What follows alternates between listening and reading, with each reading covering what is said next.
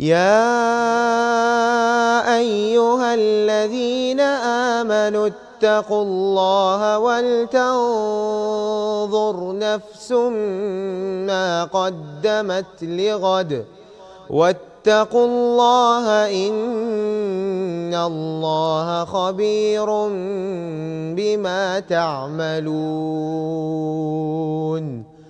ولا تكونوا كالذين نسوا الله فأنساهم أنفسهم أولئك هم الفاسقون.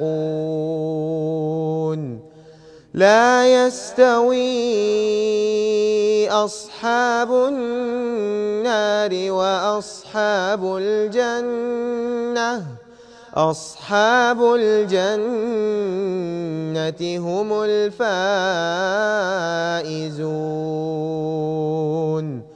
لو أنزلنا هذا القرآن على جبل لرأيته خاشعا متصدعا من خشية الله. وتلك الأمثال نضربها للناس لعلهم يتفكرون. هو الله الذي لا إله إلا هو عالم الغيب والشهادة هو الرحمن الرحيم. هو الله الذي لا إله إلا هو الملك القدوس السلام المؤمن المهيمن العزيز الجبار المتكبر سبحان الله عما يشركون. هو الله الخالق البارئ المصور له الأسماء الحسنى يسبح له ما في السماوات والأرض وهو العزيز الحكيم.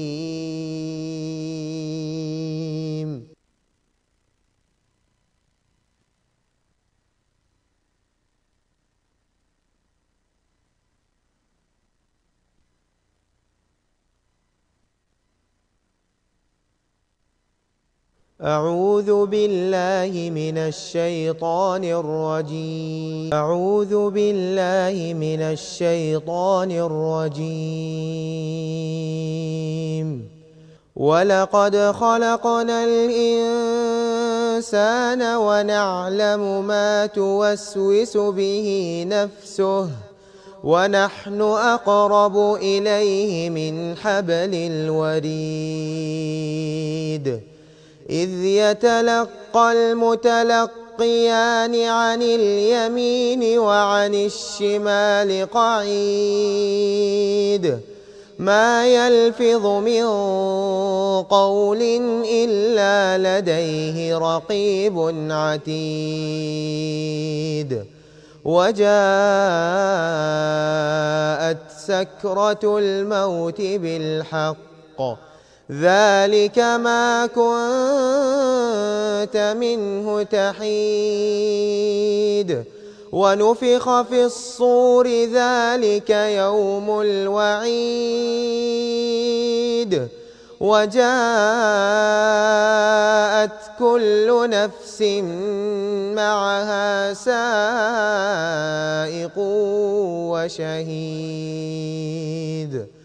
لقد كنت في غفلة من هذا فكشفنا عنك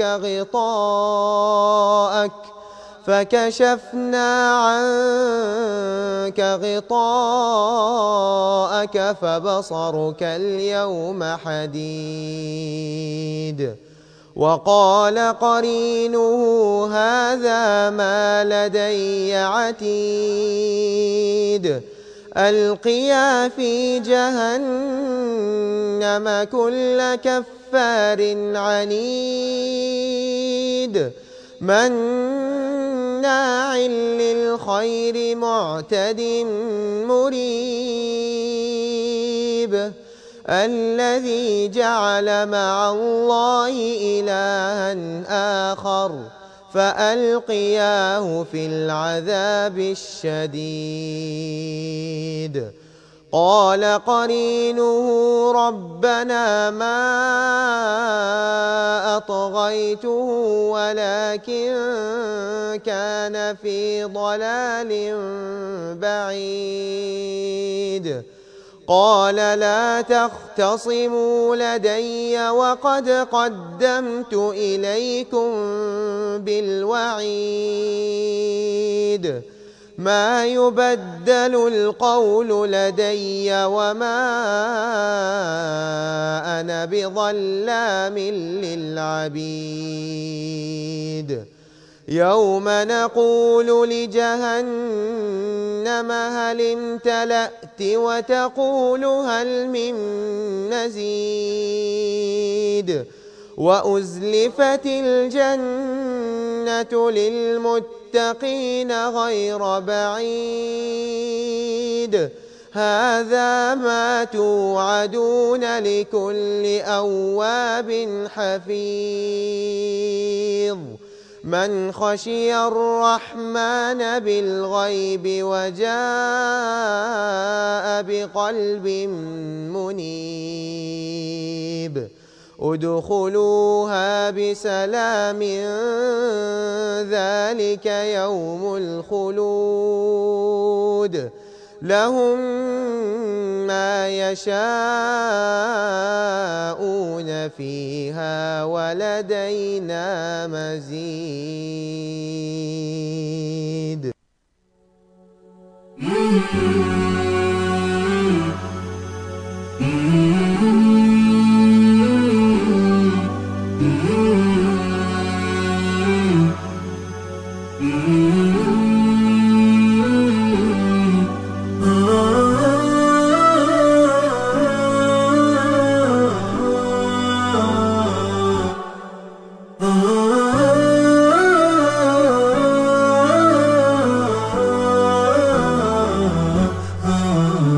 نداء الحق صوت قد شجاني وبلغني الحقيقة والأماني وكان لي السبيل إلى المعالي ونورا للهداية والبيان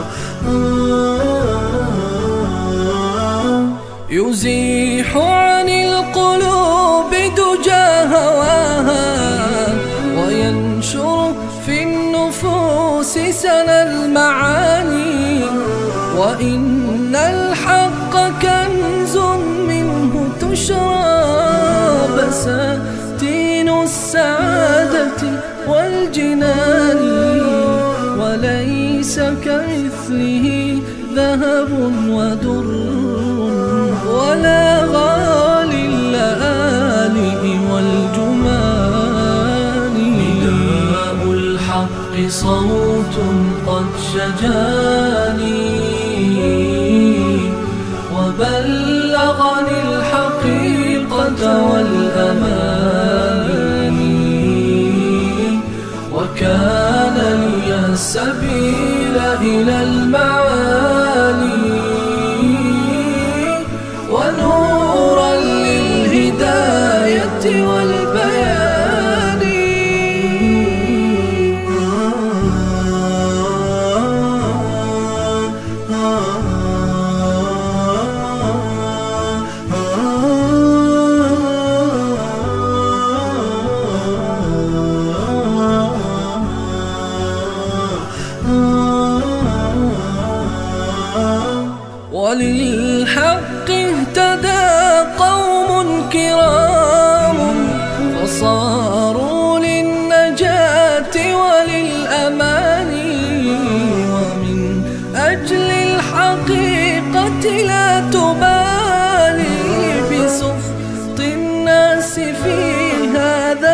الأماني، ولكن في رضا المولى فأسرف مراكبك الكريمة في الرهان.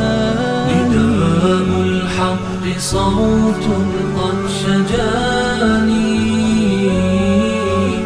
وبلغني الحقيقة والأماني، وكان لي السبيل إلى المعالي، ونورا للهداية والبيان.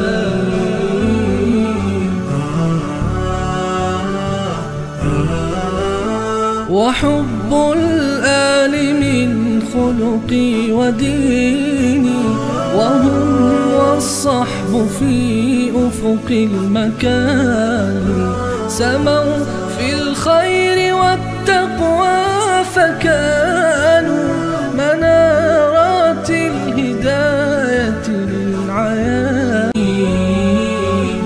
وبلغني الحقيقة والأماني، وكان لي السبيل إلى المعالي، ونورا للهداية والبيان.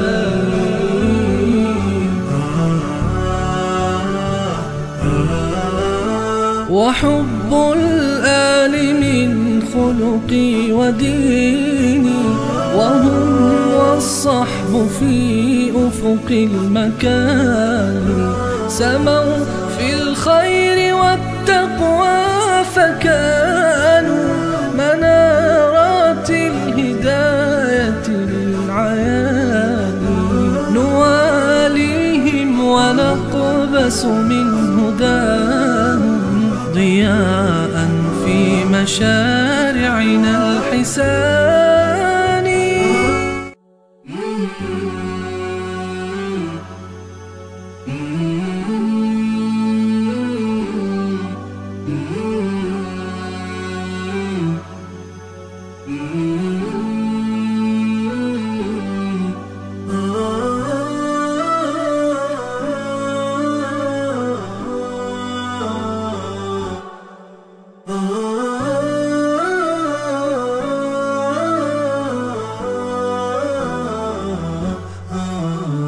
نداء الحق صوت قد شجاني.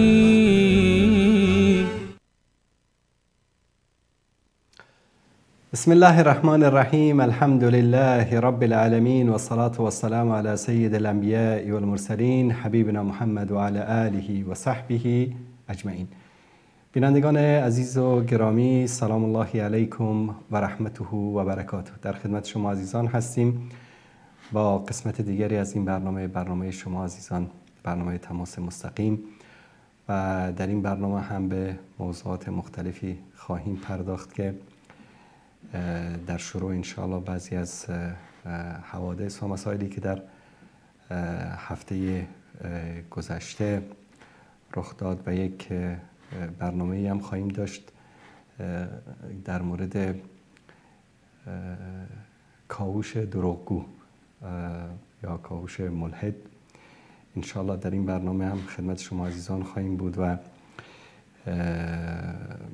موضوعات مهمی رو که خدمتون عرض کردم در موردش صحبت خواهیم کرد و در لابلای برنامه هم تماس‌های شما عزیزان رو هم حتما خواهیم داشت و به سوالات و شبهاتی که از طرف شما عزیزان مطرح میشه حتما انشاءالله پاسخ میدهیم در این برنامه به یاری الله سبحانه و تعالی. عرض سلام و ادب دارم خدمت تک تک عزیزانی که در صفحه یوتیوب ندای حق و دیگر صفحات در فیسبوک دارن ما رو مشاهده میکنن. میریم در مورد موضوع برنامه امروزمون و اولین مسئله‌ای که میخوایم در موردش صحبت بکنیم. دوستان عزیز، البته پیش از پیش عذرخواهی بکنم. میدونید که در این هوای سرد زمستان که اوقات انسان زکام و گلو درد و این چیزا. امیدوارم که این گلو یاری بده که تا پایان برنامه انشالله بدون مشکل بتونیم در خدمت شما عزیزان و بزرگواران باشیم. در برنامه امشب در نخست بعضی از موضوعاتی رو داریم در مورد سوریه میخوایم در خدمت شما عزیزان بیان بکنیم. و از وقتی که سوریه آزاد شد لله الحمد به دست مسلمانان، به دست صاحبان اصلی این سرزمین، طبیعتاً بگومگوهای زیادی در صفحات اجتماعی، چه از طرف روافض زخم خورده چه از طرف فریب خوردگان اهل سنت، مطالب زیادی نوشته شد و خب تعداد زیادی از اینها ادب و اخلاقشون رو در کامنت ها به نمایش گذاشتن و شاهد بعضی از اینها شاید در برنامه لایف امشب هم باشید. یک مسئله رو میخوام خدمت شما عزیزان اینجا نشون بدم. این کلیپ رو با هم ببینیم و بعد از اون انشاءالله خدمت شما عزیزان خواهیم بود. اومدیم یه بار برای همیشه پرونده این سوال رو ببندیم که قاسم سلیمانی و سپاهش اصلا چرا به سوریه رفتن؟ مقام معظم رهبری به سردار سلیمانی فرمود که برو بشار اسد رو حفظ کن. مأموریت سردار سلیمانی این بود که توی سوریه نگذاره دولت بشار اسد ساقط بشه. ایشون سرتیپ پاسدار محمود چارباغیه، فرمانده توپخانه سپاه توی سوریه. از شرکای سلیمانی تو کشتار بیش از 500,000 سوری و این مصاحبه هم تو تلویزیون جمهوری اسلامی ایران پخش شده. به همین وضوح پس تا اینجای کار معلوم شده که خامنه ای فقط برای حفظ بشار اسد در قدرت و سرکوب مردم سپاه فرستاده بوده سوریه. حالا اینکه میگفتن اگه ما نریم سوریه داعش میاد به ناموستون تجاوز میکنه، پس چی بود؟ اون موقع هنوز داعش نبوده. مسلحین مخالفین بشار اسد بودن که قیام کرده بودن، اما داعش اونهایی بودن که سرزمین شام و عراق رو طلب میکردن، بعداً به وجود اومد. از همین 2 سال جواباش نتیجه به دست اومدش کاملا روشنه. سلیمانی به عنوان نماینده ولی فقیه رفت برای سرکوب مردم سوریه. دقیقاً چه زمانی بود؟ من اولین باری که توی سوریه حاج قاسم رو دیدم آذر ماه 1391 بود.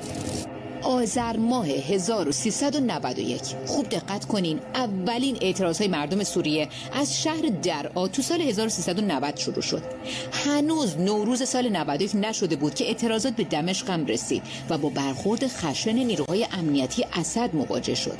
اما وقتی بشار اسد در مقابل با اعتراضات گسترده مردم کم میاره، خامنه ای میاد سلیمانی و سپاه رو راهی سوریه میکنه تا هم با پول و هم با خون مردم ایران دیکتاتور سوریه سر جاش بمونه. اما نکته خیلی مهم اینه که داعش که به وجود اومد سال 1394. حالا سوال بعدی، چرا قاسم سلیمانی به توپخونه تو سوریه نیاز داشت؟ مگه جنگ با ارتشه؟ جایی بود به اسم العیس سمت چپ خانتومان، یه بلندی هایی بود، یه شهری هم در دامنه اون. برای گرفتن اینا به مشکل خورده بودیم. حاج قاسم گفت که حاج محمود چیکار کنیم به نظر تو؟ گفتم حاجی اجازه بده ما با آتش توپخانه اینجا رو بگیریم. گفت چجوری؟ گفتم من اینقدر آتش میریزم تا اینایی که هستن فرار کنن. این فقط یه نمونه است، اما شرح این جنایت رو از زبون خودش بشنویم. من یادم رفتم پشت بیسیم، گفتم از محمود به کلیه واحدها آتش تهیه رو شروع کنید، تا نگفتم خاتمه ندید. الله اکبر. آتش تهیه شروع شد. چنان آتشی روی این ارتفاعات العیس و این شهر العیس ریخته شد که چندین روستا و شهر اطراف هم خالی کردن. حالا آماده این که نتیجه کارهای خامنه ای و مدافعین حرمش رو ببینین؟ پس بزن بریم.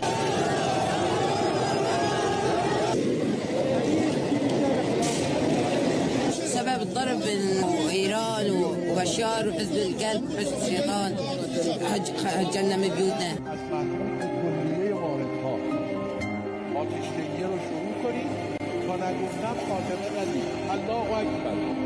آتش‌دهی شروع شد. چنان آتشی بود. و اما سوال بعدی، واکنش سلیمانی به توپباران شدن خونه‌های مردم و آوارگی هزاران پیرمرد و پیرزن و بچه تو سوریه دقیقاً چی بود؟ حاج قاسم خیلی خوشحال شد. انقدر خوشحال شد که یه جا وایساده بود، من اومدم رد بشم، گفت حاج محمود بیا پایین. اومدم گفت بیا وایسه چند تا عکس بگیریم.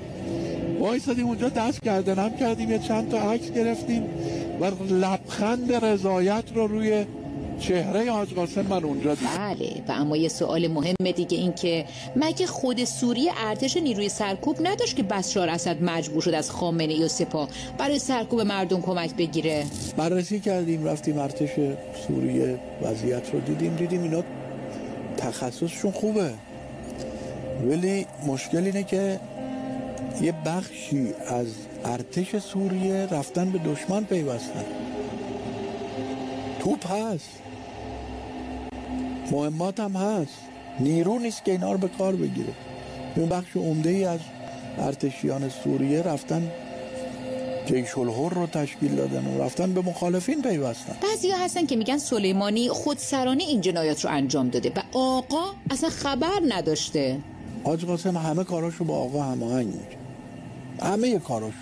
حالا جالبه بدونی که نیروهای تحت فرمان سلیمانی در شمال غرب سوریه تو منطقه حلب و حما با مخالفان اسد می‌جنگیده، جایی که نه خبری از داعش بوده نه خبری از حرم زینب و رقیه. فقط یه سوال دیگه باقی میمونه، پس تکلیف حرم و مدافعان حرم چی میشه؟ بدن حضرت زینب در بقیه، در سوریه نیست. اونجا یک نمادیه. تاریخ اون چیزی که مسلمه و نقل کرده اینه. حضرت زینب داشتن از دنیا میرفتن، اومدن در حیات منزلشون، همسرشون عبدالله اومد به حضرت زینب عرض کردن که دختر امیرالمومنین برای چی اینجا اومدین؟ حضرت فرمودن که لحظات آخرم میخوام مثل برادرم جان بدم. یعنی از این نقل تاریخی مشخص میشه که حضرت زینب در مدینه است، بدن انتهاش شد، در سوریه. بنابراین حرم و مدافع حرم هم برای خر کردن یه مش بسیجی گوشتراز بوده. نتیجه حضور سلیمانی نیروهای سپاه قدس تو سوریه چند سال بقای بیشتر خاندان اسد بود، همین. اما با 50 میلیارد دلار هزینه برای مردم ایران و هزاران کشته از سربازان خامنه‌ای، آخرش هم دیکتاتور رفت، هم آبروی نداشته ولایت وقیح. اما برای مردم سوریه این حضور به قیمت 10 سال جنگ داخلی، به قیمت کشته شدن بیشتر از 500,000 نفر مردم بیگناه، به قیمت آوارگی بیشتر از 10 میلیون نفر سوری و ویرانی 10 ها شهر این کشور رقم خورد. بله دوستان عزیز، اینم اعترافات خودشون. بعد حالا یک گوگلی بیاد بگه که والا اینا رفته بودن با تروریستا به جنگن و رفته بودن با داعش به جنگن. حالا این کلیپ ها رو ما داریم، یعنی بعضی از اینها گاهی اوقات میان. یک تصویر رو خدمتتون نشون میدم. این تصویر رو ببینید و ببینید که اینها چه جنایاتی رو در اونجا مرتکب شدن. این تصویری است از مسجد اموی در شام در سوریه. دوستان عزیز این تصویر رو نشون بدن. این مسجدی است که بنی امیه در اونجا ساخته بودن. الله متعال بنی امیه و خلفای بنی امیه رو رحمت بکنه. این مسجد رو در اونجا ساخته بودن و از تقریبا چیزی در حدود 1400 سال به این طرف این مسجد همچنان پابرجا بود و 5 وقت نماز در این مسجد خوانده میشد. این تصاویر از زمانی است که سپاه پاسداران و حزب الله و تروریست های رافضی فاطمیون و زینبیون و خلاصه آشغالیون اینجا اومده بودن و ببینید که مسجد رو چیکار کردن. تشکر میکنم دوستان عزیز. و این مسجد رو ببینید بعد از اینکه دوباره به دست فرزندان معاویه رضی الله تعالی عنه دوباره آزاد شد.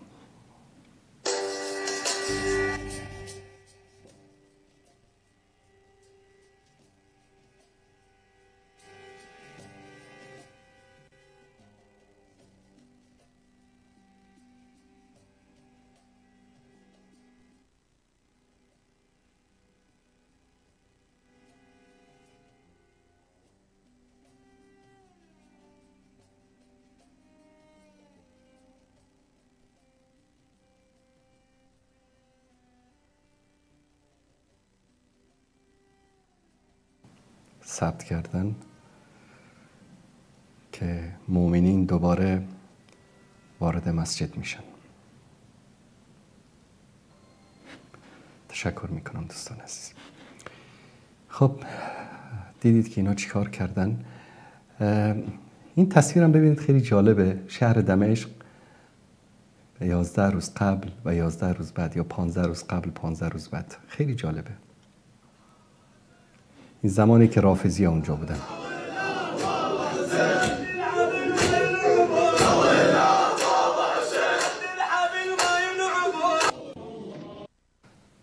و این گونه بود که دمشق دوباره به دست مسلمان ها افتاد.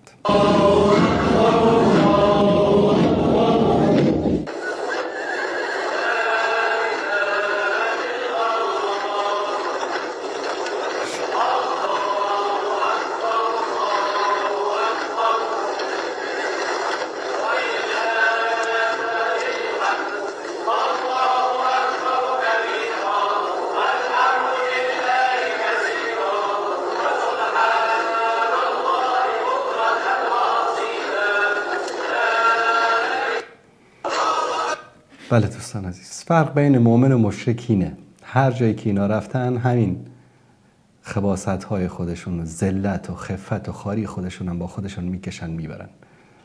اما ان العزة لله ولرسوله وللمؤمنین.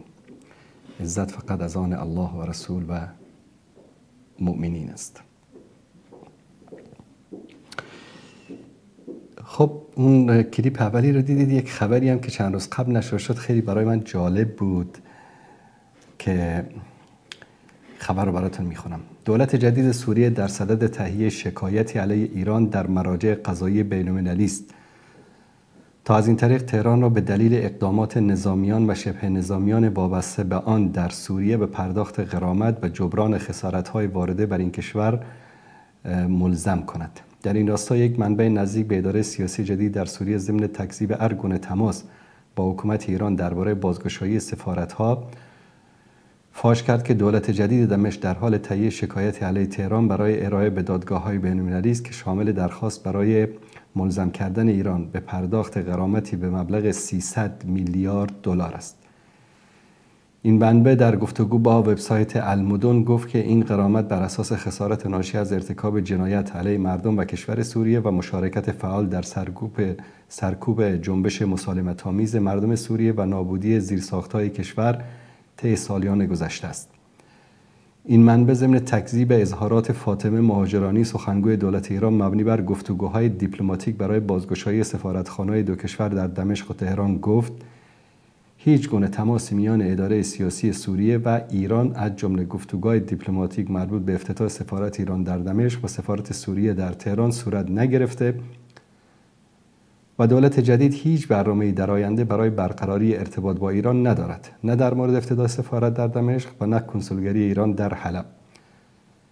منبع مذکور در ادامه توضیح داد که شکایت دولت جدید دمشق علیه تهران به نابودی زیرساخت‌های کشور سوریه اشاره دارد که طی سالیان گذشته با مداخله و حمایت ایران از رژیم اسد مخلوع و انتقال نیروهای نظامی و شبه نظامیان مزدور برای کشتن مردم سوریه رخ داده است. دستشون درد نکنه. این متجاوزین رو باید این گونه ادب کرد که تا دفعه دیگه اگر خواستن در کشوری مداخله بکنن و طول سگاشون اونجا بفرستن 100 بار فکر بکنن که اگر در اونجا باختن چه غرامتی باید بدن. بعد این کارو بکنن. $1 هم نباید ببخشن. پدر سوخته اینها رو در بیارن.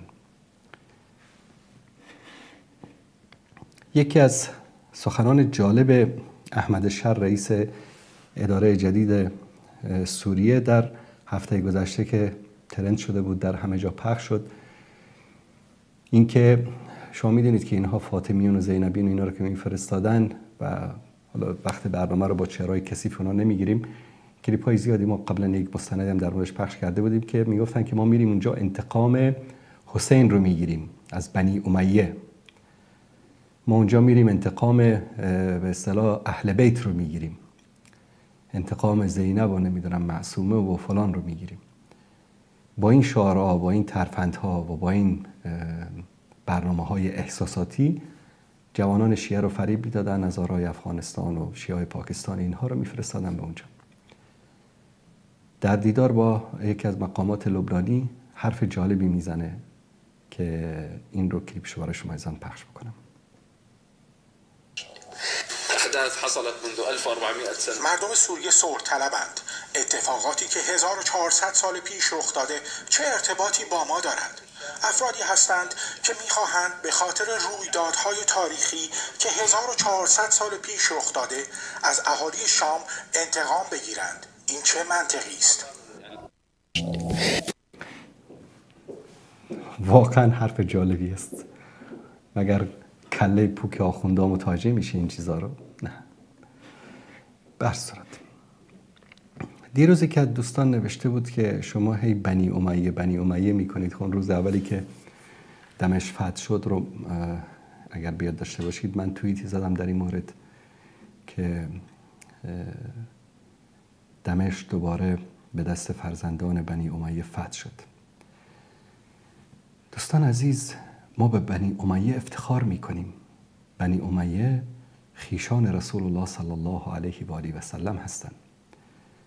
بنی امیه حکومتی رو تشکیل دادن و خدماتی رو به جهان عرضه کردن که اصلا یعنی قابل انکار نیست مگر اینایی که حقد و کینه دارن. آره شاید مثلا در یک فتره کوتاهی 6 ماهی 7 ماهی در دوران یزید یا بعضی از خلفای دیگه در فترات کوتاهی اشتباهاتی رخ داده باشه، جنایاتی رخ داده باشه، مثلا شهادت حسین و یارانش رضی الله تعالی عنهم اجمعین در کربلا فاجعه بود، جنایت بود و کسانی که حسین رو لعنت کردن، کسانی که در او رو کشتن، کسانی که به او دروغ بستن، کسانی که او رو فریب دادن، الله سبحانه و تعالی اونها رو در دنیا و آخرت لعنت بکنه.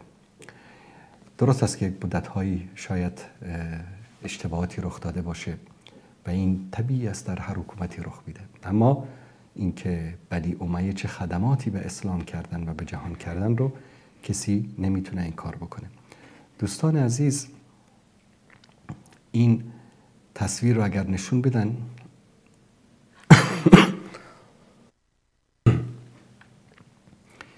این تصویر از دولت بنی امیه است، خلافت بنی امیه. دقیق بشید، مثلا این قسمت اینجا که این فلش هست، این قسمت مدینه است، اینجا دقیقا این پایین تر هم مکه است. همه جزیره العرب، این بالا قسمت های تا نزدیک های استانبول، آفریقا، قسمت های از اروپا تا نزدیک های پاریس، اینجا تا چین، این قوقاز و مناطق آذربایجان فعلی و تا چچن و داغستان و این مناطق، همه این طرف پاکستان، افغانستان، عراق، هند، همه این مناطق رو ببینید. این حدود مرزی دولت بنی امیه بود. تشکر میکنم به دوستان عزیز. جزیره العرب، بلاد شام، مصر، آفریقا، اندلس، همین اسپانیای امروزی، بلاد فارس یعنی تاجیکستان و افغانستان و ماورای نهر رو گرفته تا ایران و این مناطق، تا نزدیکی های استانبول، همه اینها سرزمینی بود که بنی امیه فتح کردن و در اونجا امنیت و استقرار و پرچم توحید رو در اونجا برافراشتن. از خدمات بنی امیه خدمت شما ایزان عرض بکنم که ساختن شاهراه‌ها، کانال‌های آب، به اصطلاح گسترش ادبیات، هم ادبیات فارسی هم ادبیات عربی. مثلا شما ببینید که ما همه شاعرا، ادبا، عرفا، دانشمندانی که ما در زبان فارسی داریم، مفسرین، محدثین، فقها، همه اینها بعد از اسلام بودن. همه اینها بعد از اسلام بودن. به خاطر چی؟ به خاطر اهتمام مسلمانان و خلافت اموی و بعد از اون خلافت عباسی به علم و معرفت و این مسائل.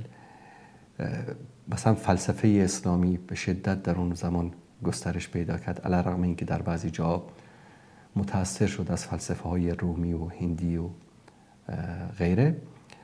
راه‌های تجاری، ساختن کاروانسراها، شاهراهای تجارتی بین این مملکت وسیعی که در اختیار داشتن، نشر زبان عربی، زبان اسلام، زبان قرآن در بین امت‌های مختلف،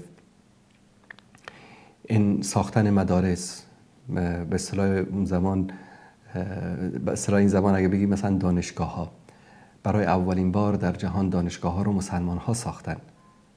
مثلا در اسپانیا دانشگاه قرطبه بود و دانشگاه‌های دیگری که در اونجا بود، در اشبیلیه. در اونجا اکثر علمایی که بعداً اساس و پایه علم جدید رو در اروپا بنا گذاشتن، کسانی بودند که از دانشگاه‌های اسلامی بنی امیه در اسپانیا فارغ التحصیل شده بودند.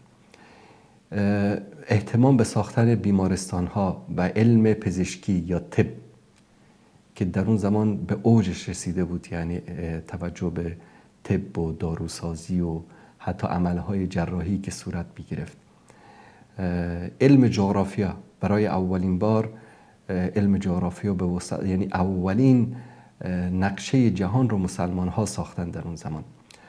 تأسیس علم تاریخ یکی از بزرگترین خدمات بنی امیه بود که علم تاریخ رو تأسیس کردن. قبل از اون تاریخ نوشته نمیشد، یا اگر نوشته میشد خیلی محدود و اندک در بعضی از مناطق بود که به شکل منظم تواریخ درج شد. یکی از خدمات شایانی که انجام دادن ترجمه کتاب‌های علمی از عربی به زبان‌های دیگر و از زبان‌های دیگر به عربی که خدمت شایانی کرد برای نشر علم و دانش. مثلا در اون زمان دمشق، مرکز شام، بغداد، بلخ، هرات، نیشابور، اینا مراکز، سمرقند، بخارا، مراکز علم و دانش و جایی که در اونجا مدارس و دانشگاه‌های بزرگی تأسیس شده بود. علم به اصطلاح انجینری، به اصطلاح افغانی، یا مهندسی که به شکل مدرن اولین بار در زمان بنی امیه پایه‌ریزی شد و اصلا یک طرز خاصی از بنا که به اصطلاح مساجد اموی معروف هست که بعد از اون در اکثر مناطق اسلامی این طرز ساخت رو به اصطلاح کپی کردن. امروز مثلا در ترکیه ببینید، در خیلی از کشورها ببینید همون طرز ساخت بنی امیه رو کپی کردن و به اون شکل ساختمان ها و مساجد رو می ساختن. علم ریاضیات یکی از علومی بود که بنی امیه این رو تأسیس کردن و بهش توجه و اهتمام از این داشتن. یکی از نکات خیلی جالب رو من خدمت شما عزیزان، اگر دوستانم این عکس رو اگر بتونن نشون بدن، ما امروز مثلا می نویسیم اعداد رو، یکی میگن اعداد فارسی است، یکی اعداد انگلیسی است.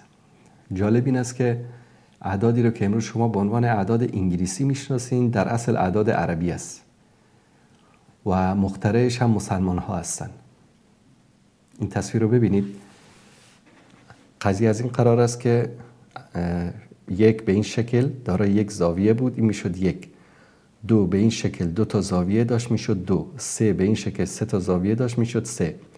چهار به این شکل چهار تا زاویه داشت، میشد چهار. پنج به این شکل، نه به این شکل و 8 به این شکل. این اعدادی رو که امروز شما فکر میکنید انگلیسی است، در اصل این اعداد عربی است که برای اولین بار مسلمان ها اختراع کردن. و این اعدادی رو که ما امروز می نویسیم، یک به اصطلاح دو تا دندانه داره، سه تا دندانه داره، این هندی است.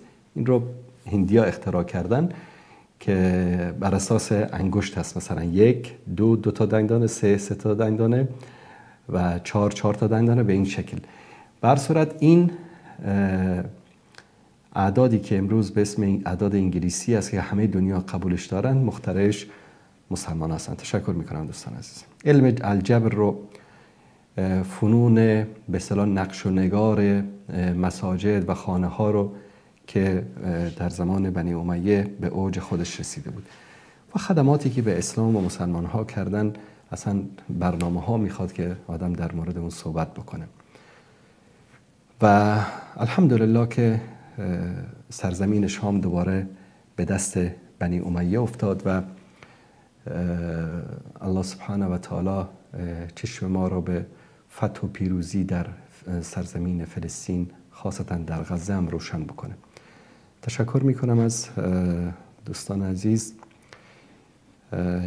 با یک کلیپ زیبا من این موضوع سوریه رو ببندم. در یک از مدارس سوری معلم به دختر بچهای ابتدایی هستن، به اینها حرف جالبی میزنه. میگه که امسال باید هیچ کدومتون نیفتید، یعنی همتون باید چی بشید؟ کامیاب بشید، چون عیب است که در سالی که بشار افتاده و سقوط کرده شما هم در این سال ناکام بشید و بیفتید. این کلیپ رو با هم ببینیم. لأن ما معقول نسقط نحن وبشار الأسد نفس السنة. ما صار؟ ما بصير. لازم كلنا نرجع. تشکر میکنم دوستان عزیز.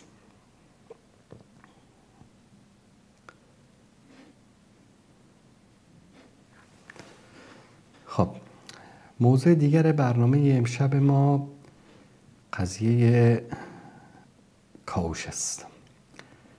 کاوش دروغگوی ملحد. در هفته‌ای که گذشت در روز شنبه میدونید من در برنامه آن روز سکه در مورد کاوش بیعقل و دروغگو صحبت کردم که سر صدا کرده بود برنامه‌اش در سوشال میدیا و بعضی از جوانانی که خلاصه شاید اطلاعاتشون کم بوده در مسائل دینی از ایشون متاثر شده بودن، پیام فرستادن که حالا شما بیاید این رو شبهاتش رو جواب بدید.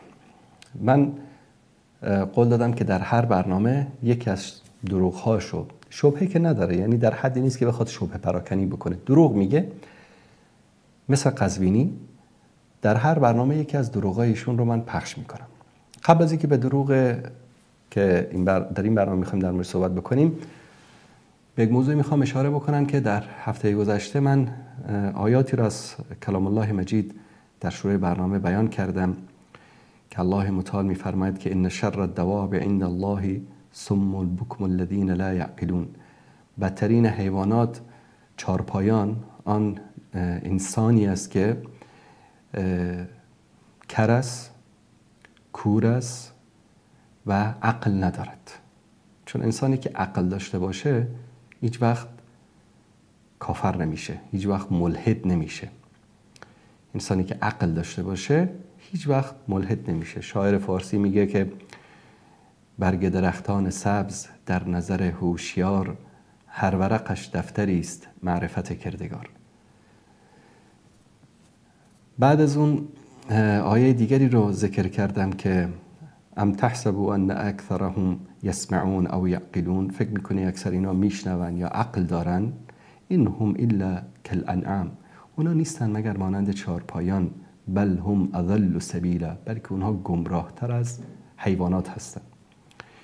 آیه دیگه میگه که ولقد ذرأنا لجهنم كثيرا من الجن والانس لهم قلوب لا يفقهون بها، میگه بسیاری از انسان ها و جنیات رو ما به جهنم میندازیم به خاطر چی؟ قلب دارن، درک ندارن. لهم اعین لا یبصرون بها، چشم دارن اما نمیبینند. ولهم آذان لا یسمعون بها، گوش دارند اما نمیشنوند. اولئک کالانعام، اینها مانند چارپایان هستند. بل هم اضل، بلکه گمراه تر هستند. اولئک هم الغافلون، اینها انسانهای غافل هستند. وقتی که این آیات رو من بیان کرده بودم، بعضی از طرفداران ایشان، شاید هم که در بینشون خود ایشون اعتراض کرده بودن، کامنت گذاشته بودن، برای ما پیام فرستاده بودن که این چه کتابی است که یک انسان رو به حیوان تشبیه کرده است. بهشون برخورده بود، ناراحت شده بودن. اولا الله سبحانه و تعالی این انسان رو به خاطر شباهت فکری و فهمی و شعوری و عقلیشون با حیوانات، اونا رو به حیوانات تشبیه کرده، بلکه گفته این بعضیشون از حیوانات هم بدترن. چون بعضی از حیوانات هستن مثلا شما یک کلمه رو چند بار استفاده بکنید و او رو از یک کاری منع بکنید، دیگه اون کار انجام نمیده. اما بعضی از انسان ها از حیوانات هم بدترن، همین هیچی رو نمیفهمن. و الله سبحانه و تعالی در قرآن کریم میفرماید لقد کرمنا بنی آدم، ما فرزندان آدم رو کرامت بخشیدیم، تکریم کردیم، مقام و منزلت بخشیدیم برای او. چرا مقام و منزلت بخشیده؟ به خاطر اینکه به ما چشم داده، گوش داده، دست داده، پا داده. اینا همه رو حیوانات هم دارن، شاید شکلش فرق بکنه. چیزی که انسان را از حیوانات متمایز ساخته عقلش است، فکرش است، درکش است، شعورش است. وقتی یک انسان این چیزها رو نداشته باشه، فرق بین او و حیوانات نیست. هیچ فرقی با حیوانات نداره. ظاهرش شاید ظاهر انسان باشه، اما وقتی این چیزهای مهم رو نداشته باشه، این از حیوان هم بدتر است. شاعر میگه که آدمیت نه به نطق است، نه به ریش است، نه به جان، طوطیم نطق و بزم ریش و خرم جان دارد. خیلی ناراحت شده بودن. ببینید این چه کتاب آسمانی است، این چه خدایی است که ما رو به حیوانات تشبیه کرده. خیلی خندم گرفته بود، هر کامنت ها اینا رو میخندیدم. بابا جان، گوساله، جانور، بوزینه، میمون، تو که میگی که تو از نسل میمون هستی. انسان اونا ادعا میکنن که همین کاوش و دار و دستش و ملحدین ادعا میکنن که هر نسل بوزینه هستن. چرا بهت برخورده؟ تو خودت میگی که از نسل حیوان هستی. یعنی کاوش فرزند بوزینه، ملحد فرزند بوزینه، یعنی جد شما بوزینه است. جد ما آدم علیه السلام است، جد شما میمون است. خب چرا ناراحت میشید؟ قرآن که واقعیت رو گفته دیگه، ما هم واقعیت رو گفتیم. تازه باید افتخار بکنید که ما تایید کردیم نظریه شما رو به حیوانات نسبت دادیم. شما اگه نمیگید که فرزند بوزینه هستید.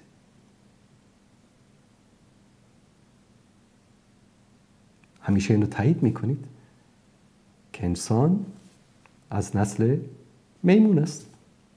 شامپانزه، کاوش ابن شامپانزه.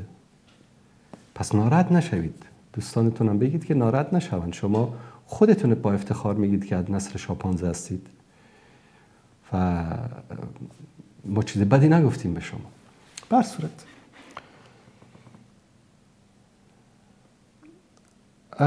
یک مسئله دیگری که میخوام اینجا خدمت شما عزیزان بیان بکنم این است که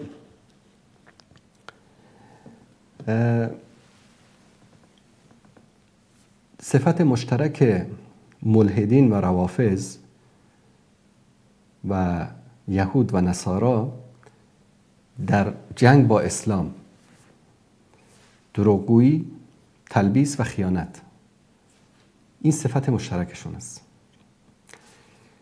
همه شبهات اینا رو، برنامه اینا رو که نگاه بکنید خالی از این سه چیز نیست. ما اینها رو مخاطب قرار میدیم بر اساس اون چیزی که خودشون بهش اعتقاد دارن. انسان که نیستن که بهشون بگیم که ای انسان. خب بهشون میگیم ای فرزند شامپانزه، ای فرزند میمون. ایمان که ندارید. اصلا میگید ایمان چیه؟ مسخره میکنید. میگید وجدان. وجدان دارید؟ اگر وجدان دارید، مرد باشید، یک شامپانزه واقعی باشید و دروغ نگویید، تلبیس نکنید، خیانت نکنید. حداقل ما به مسلمان که میگیم از خدا بترس، به شما میگیم حداقل از میمون بترس، از جد بزرگت، از پدر بزرگت شامپانزه بترس. چرا داری این حرفا رو میزنی؟ چرا داری دروغ میگی؟ چرا داری تلبیس میکنی؟ کلیپی از ایشون دوستان برای من فرستادن که در موردش در برنامه امروز میخوام صحبت بکنم و اول این کلیپ رو پخش میکنیم و با هم میبینیم، بعد از اون در موردش صحبت میکنیم. دوستان عزیز،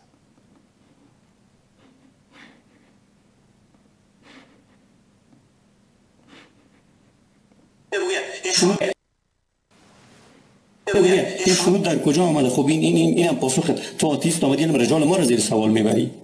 به این میگفتن مناظره. من امید شدم کاملا، متاسفانه. حالا بریم دوستان عزیز ببینید که اینا در کتابای خود به چه اندازه تناقض دارن. حالا موضوع را ساختن به همون شکل که برن روایات باز کنن. ما استفاده میکنیم، استفاده نیک میکنیم از این مسئله. ببینید بزرگواران، کتاب صحیح بخاری، همین کتابی که بسیار علاقمندی شدید به این کتاب دارن، کشتن زنان در جنگ، از نافع روایت هست که عمر گفت در یکی از غزوات رسول الله زن یافت شد که کشته شده بود. در یکی از غزوات رسول الله زن یافت شد که کشته شده بود. رسول خدا از کشتن زنان و کودکان منع کرد. بیشک چه پیامبر خوبی بوده. دوستان عزیز، کمی دورتر همین کتاب صحیح بخاری ببینید، همین کتاب صحیح بخاری باب 146 آمده چی؟ در مورد اهل حرب، یعنی مشرکانی که مورد غارت مسلمانان قرار میگیرن، غارت هم میکردن ها، مورد غارت قرار میگیرن، مورد دزدی قرار میگیرن، دزدی میکنن مالشان را. در کتاب صحیح بخاری آمده، این کتاب دیگه نمیتونن تضعیف کنن. در محل شاهد هم اینجاست، در مورد مسلمانانی که غارت میکردن، مسلمانانی که مال اونها رو دزدی میکردن، غارت میکردن، دزدی میکردن، مورد غارت قرار میگیرن و زنان و کودکانشان آسیب میبینن. سوال شد آن حضرت فرمود چی فرمود؟ پیشتر چی گفته؟ گفته نکشین زنای مردم را، آنها نیست از ایشان، بکشینشان. کودک مردم را بکشین، مالش را غارت کنین. بفرمایید صحیح بخاری غارت گفته، غارت یعنی دزدی، غارت یعنی حمله میکنی مال مردم را میگیری. این هم کتاب صحیح بخاریشان. خب این تناقضی که میگه زن را نکشین، پیامبر مهربانی ها، بعد که میگه زن را بکشین و کودکش را هم بکشین، کودک را کودک، بعد این روایت دیگه چرا با پیامبرتون نمیگین که پیامبر نامهربانی ها هم بوده دیگه؟ شما تناقض معرفی میکنین برایتون، تا فردا این وقت تناقض آوردم میتونم از کتابای خودتان. اما جناب رابین بزرگوار، باید شما در مو ابتدا. بله، تشکر دوستان عزیز. در اینجا چند مطلب رو ایشون بیان کرد. اولین مطلب این بود که پیامبر صلی الله علیه و آله و سلم گفته که زنان و کودکان را بکشید. دروغ. در هیچ جای پیامبر صلی الله علیه و سلم نفرمودن که زنان و کودکان را بکشید. دیگر این که گفت مسلمانانی که دزدی و غارت میکردن، غارت میکردن، 2 دروغ، دزدی میکردن، 3 دروغ، زنان و کودکان رو بکشید. بیاییم در مورد این حدیث خدمت شما از ترجمه های قابل اعتماد صحیح بخاری ما این رو براتون بیاریم. کتاب رحمت الباری، ترجمه صحیح بخاری، دکتر عبدالرحیم فیروز هروی ترجمه کرده در جلد 2. اینم در دارالسلام چاپ شده. دارالسلام یک شرکت نشر و توزیع به اصطلاح آثار مکتوب بزرگ در دنیا هست، به زبانهای مختلف، انگلیسی، فرانسوی، آلمانی، زبانهای مختلف هم کتاب داره. این در کتابخانه شخصی خود من هست این کتاب. میایم رو همین حدیث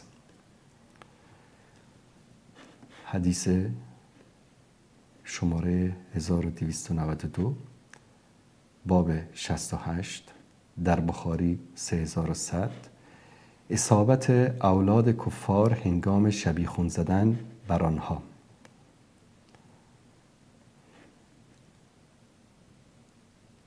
این حدیث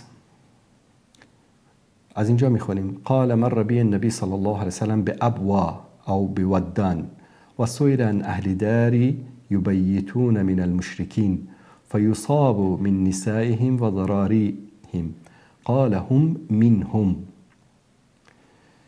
ترجمه از چی است؟ در منطقه ابوا یا ودان پیامبر صلی الله علیه وسلم نزد ما آمدن. کسی از ایشان پرسید انگام شبیخون زدن بر مشرکین. چی ترجمه کرده بود؟ غارت مشرکین. انگام شبیخون زدن بر مشرکین زن و فرزند آنها مورد اصابت قرار می گیرند. فرمودند زن و فرزند آنها در حکم خود آنها هستند. یعنی چی؟ یعنی مثل آنها مشرک هستند. مادامی که در شبیخون زنها و کودکان آنها کشته میشن به غیر قصد. و از ایشان شنیدم که فرمودن و قرق کردن چیزی جز برای خدا و رسول او صلی الله علیه و آله و سلم نمی باشد. حدیث بعدی حدیثی است که از عبدالله ابن عمر روایت است که در یکی از غزوات پیامبر صلی الله علیه و سلم زنی را کشته دیدند. پیامبر صلی الله علیه و سلم کشتن زنها و اطفال را بد گفتند. خب این در رحمت الباری. تشکر میکنم از دوستان عزیز. مختصر صحیح بخاری ترجمه استاد گله‌داری و عبدالواحد شمسی. اینم چاپ دارالسلام هست. اینم در کتابخانه شخصی من هست. این کتاب جلد دوم. در وقت جنگ دقیقاً همون حدیث نبی اکرم در محل ابوا یا ودان نزد من آمد. از آن حضرت درباره مشرکین که بر آنان شبیخون زده می شود و زنان و فرزندانشان نیز کشته می شوند پرسیدند. رسول خدا صلی الله علیه و سلم فرمودند زنان و کودکانشان نیز جزو آنها هستند. و همچنین شنیدم که فرمودند خصوصی سازی مراتع یا چراگاه ها فقط برای الله و رسول است. روایت بعد عبدالله ابن عمر رضی الله عنهما روایت می‌کند که در یکی از غزوات نبی اکرم جنازه زنی پیدا شد. رسول الله صلی الله علیه و سلم کشتن زنان و کودکان را امری ناپسند دانستند. در اینجا خبری از دزدی و غارت نیست، در حالت جنگ و شبیخون است. خب تشکر میکنم دوستان عزیز. ترجمه دیگر صحیح بخاری اینم خدمت شما عزیزان از استاد ترشابی است. این ترجمه اینم یک نسخه در کتابخانه شخصی من هست. اینم چاپش در اینجا.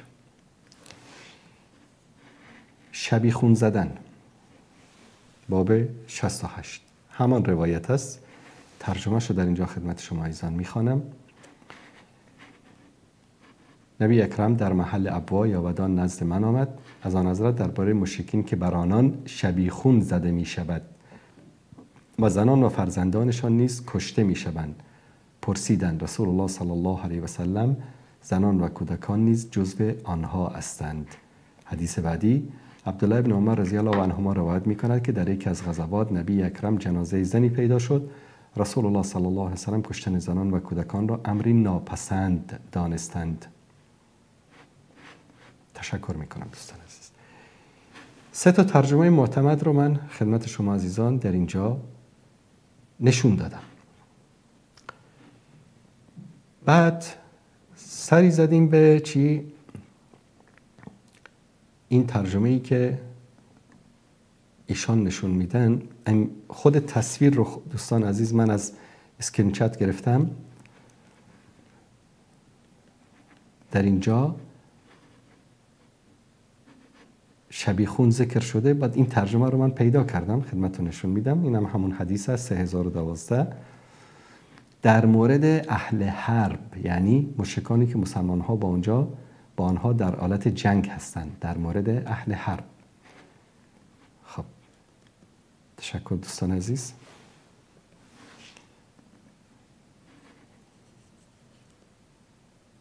در اینجا در مورد اهل حرب یعنی مشرکانی که مسلمان با در حالت جنگ هستند مورد غارت قرار میگیرند و زنان کودکانشان آسیب می‌بیند. سوال شد آن حضرت فرمودند آن نیز از ایشانند. بله. خب دوستان عزیز، الان این کلمه غارت در اینجا از کجا آمد؟ دزدی، غارت از کجا آمد؟ در حالی که ما وقتی که به اصل عربی این روایت مراجعه میکنیم، دوستان عزیز یک بار دیگه در اینجا نشون بدن و سئل عن اهل داری یبیتون من المشرکین. در اینجا کلمه غارت نمیدونم دزدی این مسائل نیست. فیصاب من نسائهم و ذراریهم قال هم منهم. میریم در مورد این کلمه کمی جستجو میکنیم. حتی خود باب رو ببینید، باب شبیخون زدن و کشته شدن زنان و کودکان.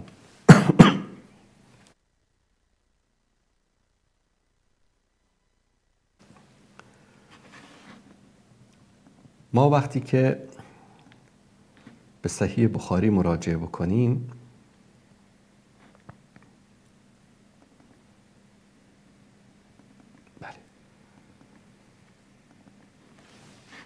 این فتح الباری است، شرح صحیح بخاری جزء دوم.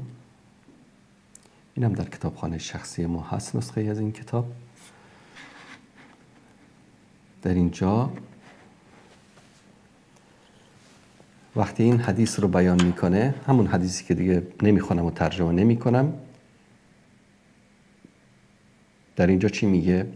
ولم یقول کما قال عمرو هم من آبائهم. پیامبر اونجا نگفت که اونا مثل پدرانشون هستن، یعنی مستحق قتل هستن. هم منهم یعنی حکمشون حکم مشرکین است. خب صفحه بعدی رو دوستان عزیز ببینیم. در اینجا روایتی رو میاره در ابو داود نسائی ابن حبان هم هست که با رسول الله صلی الله علیه و سلم در جنگی بودیم، دید که مردم جای جمع شدن و در اونجا زنی کشته شده افتاده بود. ما پیامبر صلی الله علیه و سلم فرمود ما کانت هذه لتقاتل، دیگه لازم نبودیم بیاد وارد جنگ بشه. مفهومش این است که وقتی یک زنی که در جنگ شرکت میکنه طبیعتا کشته میشه، چون در جنگ دیگه اونجا حلوا پخش نمیکنن. شبیخون هم که زده بشه، شبیخون در شب است، حمله شبانه. شبیخون که زده بشه در اونجا تاریکی از دیگه جا نورافکن نمیندازن که تشخیص بدن کی با کیه. هر کی پیش اومد کشته میشه. صحنه جنگ است، سوپرمارکت نیست اونجا که. و در اینجا در حدیث 3014 از قتل زنان و کودکان منع شده. در اینجا از قتل حدیث شماره 3015 از قتل زنان و کودکان منع شده. بله. در صفحه بعد در اینجا هم همین مسئله رو، همین حدیث رو خدمت شما عزیزان در اینجا هست، همون ترجمه است. تشکر دوستان عزیز. در مسلم هم همین روایت وجود داره. حالا اینکه صحیح مسلم رو نشونتون میدم یک دلیلی داره. اینجا بیاید دوستان عزیز، بابی است، باب تحریم قتل نساء و صبیان فی الحرب، باب ممنوعیت کشتن زنان و کودکان در جنگ. همون حدیث در اینجا هست. زنی کشته یافته شد در یکی از جنگ ها. رسول الله صلی الله علیه و سلم انکار کردند که زن و کودک در جنگ کشته بشه.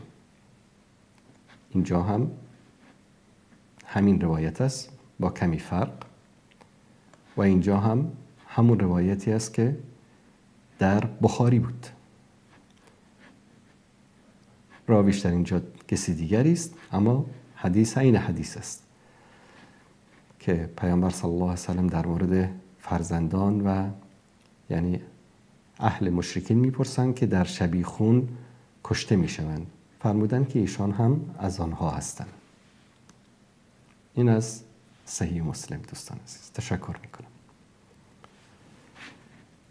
خب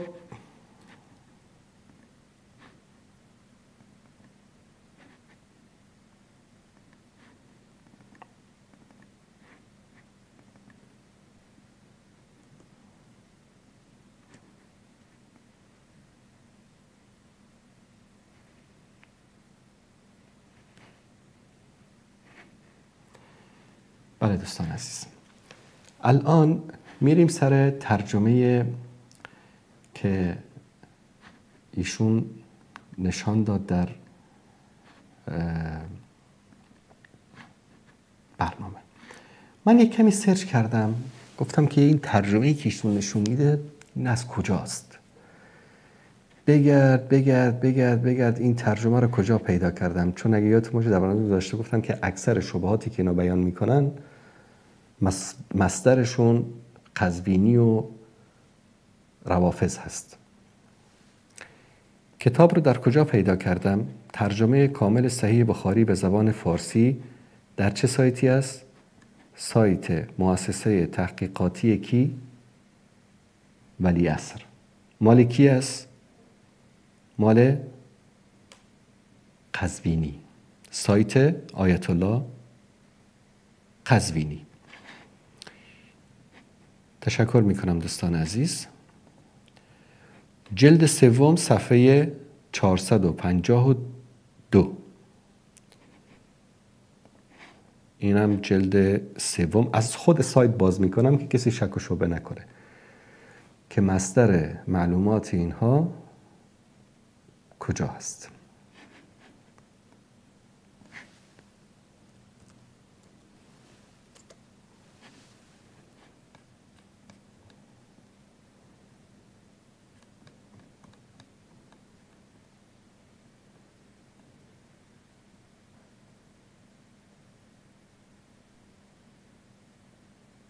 بله.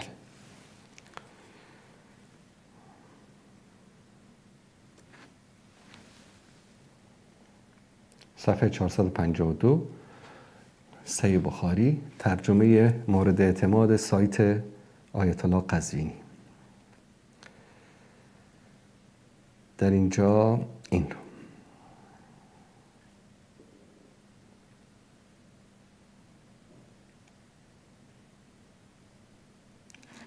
همون روایت هست.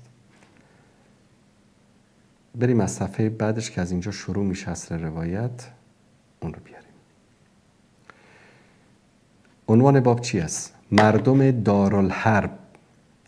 مردم دارالحرب که مورد شبیخون قرار میگیرند و کودکان و نابالغان زیان میبینند. لفظ بیاتن که در حدیث اونجا یبیتون، لفظ بیاتن در سوره اعراف آیه 4 و یونس آیه 50 به معنی شب است. کلمه لنبیتنه در سوره نمل آیه 49 یعنی شبیخون زدن. کلمه بیت در سوره نساء آیه 81 یعنی شب به وقت شب. از عبدالله ابن عباس روایت است که سعد ابن جسامه رضی الله عنه گفت پیامبر صلی الله علیه و سلم در موضع ابوا یا ودان از کنارم گذشت، از آن نظر در مورد اهل حرب. اهل حرب یعنی چی؟ کفاری که با مسلمان ها در حالت جنگ هستند، یعنی مشرکانی که مورد غارت قرار می گیرن. خب این کلمه غارت رو در اینجا از کجا آوردن؟ الله اعلم. و این گوساله، میباشید میمون، به گوساله توهین نشه، این فرزند میمون چون که انقدر جاهل است که عربی رو بلد نیست که بخونه اونجا چی گفته، چون در عربی کلمه غارت وجود نداره، مورد غارت قرار میگیرن. مترجم در بهترین حالات که حسن ظن بهش داشته باشیم، اینجا مثلا کلمه غارت که غاره در عربی یا غارات در عربی جمعش است، شاید منظورش اون کلمه باشه، الله اعلم. زنان و کودکانشان آسیب ببینند. سوال شد، آن حضرت فرمودند آنها نیز از ایشانند. روایت بعدی از عبدالله ابن عباس از پیامبر صلی الله علیه و سلم روایت است که ما از زهری شنیدیم که میفرمود، ابن عباس از روایت که آن حضرت فرمودند هم منهم، ایشان هم از اینها هم از ایشانند. و روایت بعدی که کشتن کودکان در جنگ، در یک از غزوات پیامبر صلی الله علیه و سلم زن کشته شده یافت شد. رسول خدا صلی الله علیه و سلم کشتن زنان و کودکان را ناخوشایند خواند. کشتن زنان در جنگ در یک از غزوات، روایت بعدی، زنی یافت شد که کشته شده بود. رسول الله صلی الله علیه و سلم از کشتن زنان و کودکان منع کرد.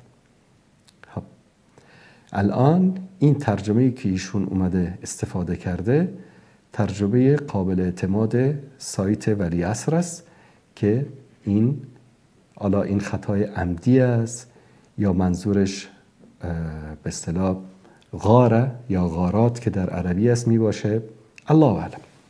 به هر صورت این فرزند میمون میاد در اونجا چیکار میکنه؟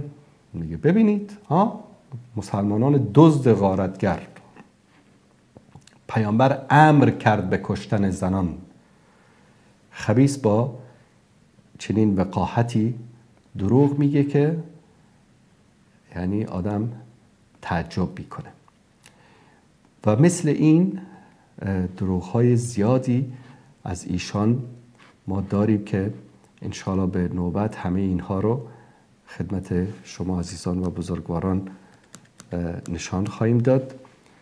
و اینجا در همین ترجمه دوستان عزیز اگر این فتح الباری رو نشون بدن، فتح الباری شرح صحیح بخاری، من فکر میکنم مترجم این مطالب رو وقتی که فارسی رو خواسته که مفصل ترجمه بکنه، در فتح الباری در صفحه 2315 در شرح همین حدیث در اینجا میگه و معنی البیات المراد فی الحدیث ان یغار علی الکفار باللیل بحیث لا یمیز بین افرادهم. معنی بیات چی است در حدیث؟ ان یغار، یعنی یغار شبیخون زدن، حمله ناگهانی کردن. جمع غاره چی میشه؟ جمعش میشه غارات. ان یغار علی الکفار باللیل بحیث لا یمیز بین افرادهم. من با اصلنیت اگر برخورد کنیم، مترجم منظورش کلمه غارات عربی است که بازم در اینجا این فرزند میمون اومده چیکار کرده؟ اشتباه میگه که مسلمانان دزد و غارتگر. خب تشکر میکنم دوستان عزیز. و حین امین مطلب رو ما در شرح صحیح مسلم هم داریم در ذیل همین حدیث، باب جواز قتل النساء و صبیان فی البیات من غیر تعمد. خوب نگاه کنید دوستان عزیز، این صحیح مسلم باب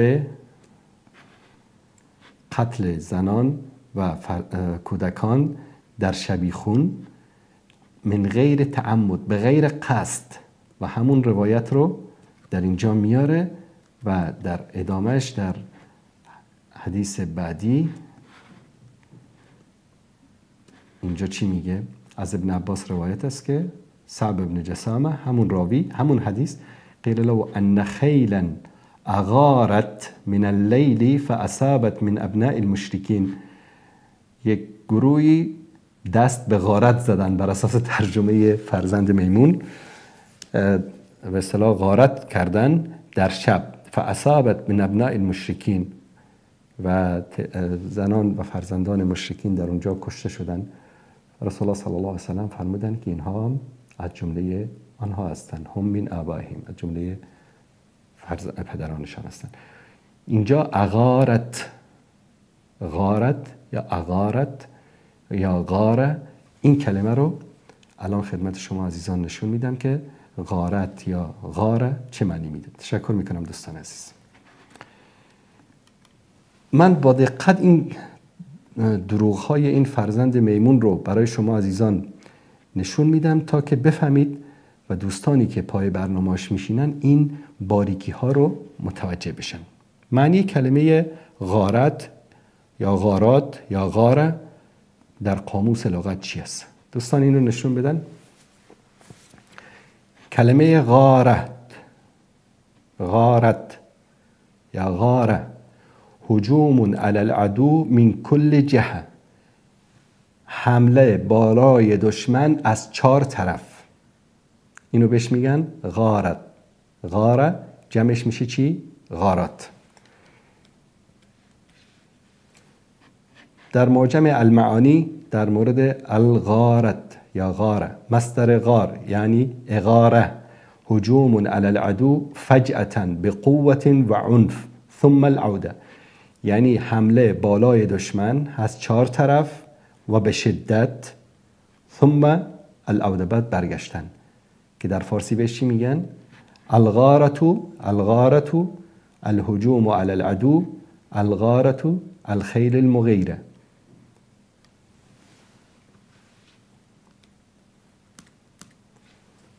حتی از آیت الله ویکیپیدیا هم این رو پرسیدیم.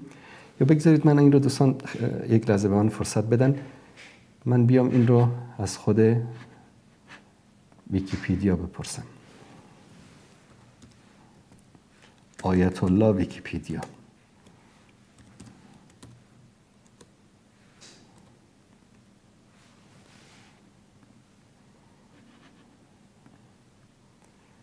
بله، غارت که خوانده میشه غاره، صورم من صور تکتیک العسکری، یک نوع از تکتیک های نظامی است.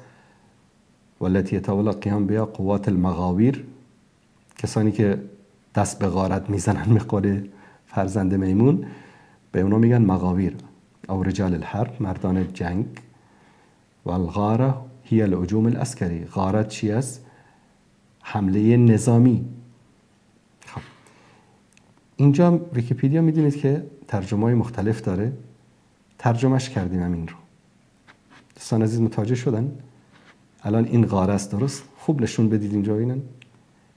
26 زبان همین مقاله ترجمه شده در ویکیپیدیا، میریم فارسیشو میزنیم. شبیخون. شبیخون یک نوع تاکتیک جنگی است که در آن سعی می شود با تمام سرعت و به صورت ناگهانی بر دشمن حمله شود. بر دشمن. تاختن به شب هنگام بر دشمن، حمله کردن بر دشمن در شب. در تکلم با لفظ دادن استعمال می شود و در شعر با کردن هم صحیح است. فرهنگ نظام به معنی شبیخون است و آن تاخت بردن باشد بر سر دشمن چنان که غافل و بیخبر باشد. کلمه شبیخون با لفظ آوردن و بردن و کردن و زدن و ریختن و خوردن و آمدن و چکیدن مستعمل است. بله. در فرهنگ معین میگه که حمله ناگهانی در شب. یک نمونه هم در شعر فردوسی آورده، کسی که گراید به گرز گران، شبیخون نجویند گنداوران. به هر صورت این از کلمه غارت و غاره و غارات در اینجا. بیاییم آیت الله ویکیپیدیا رو دیدیم، از آیت الله گوگل بپرسیم. دوستان اینجا من می نویسم غارات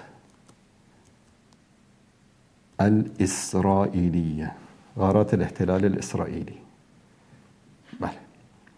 در اخبار امروز غارات الاسرائیلیه، غارات الاحتلال، الحرب على الغاز المستمر، احتلال يحرق غارات. بله. غارات به معنی غارات حملات ناگهانی. غارات الجویه می نویسیم در اینجا 8 غارات جویه، شاهد حجم الدمار الذي خلفته غارات الإسرائيلية. غارات. ببینید دوستان عزیز، غارات الجوية أمريكية وبريطانية حنيفة. غارات الجوية وقصف المدفعي للنظام الأسد يدمران الجسور والمعابر. این کلمه است که استفاده میشه. خب دوستان عزیز، تشکر میکنم از عزیزانی که این رو نشون دادن.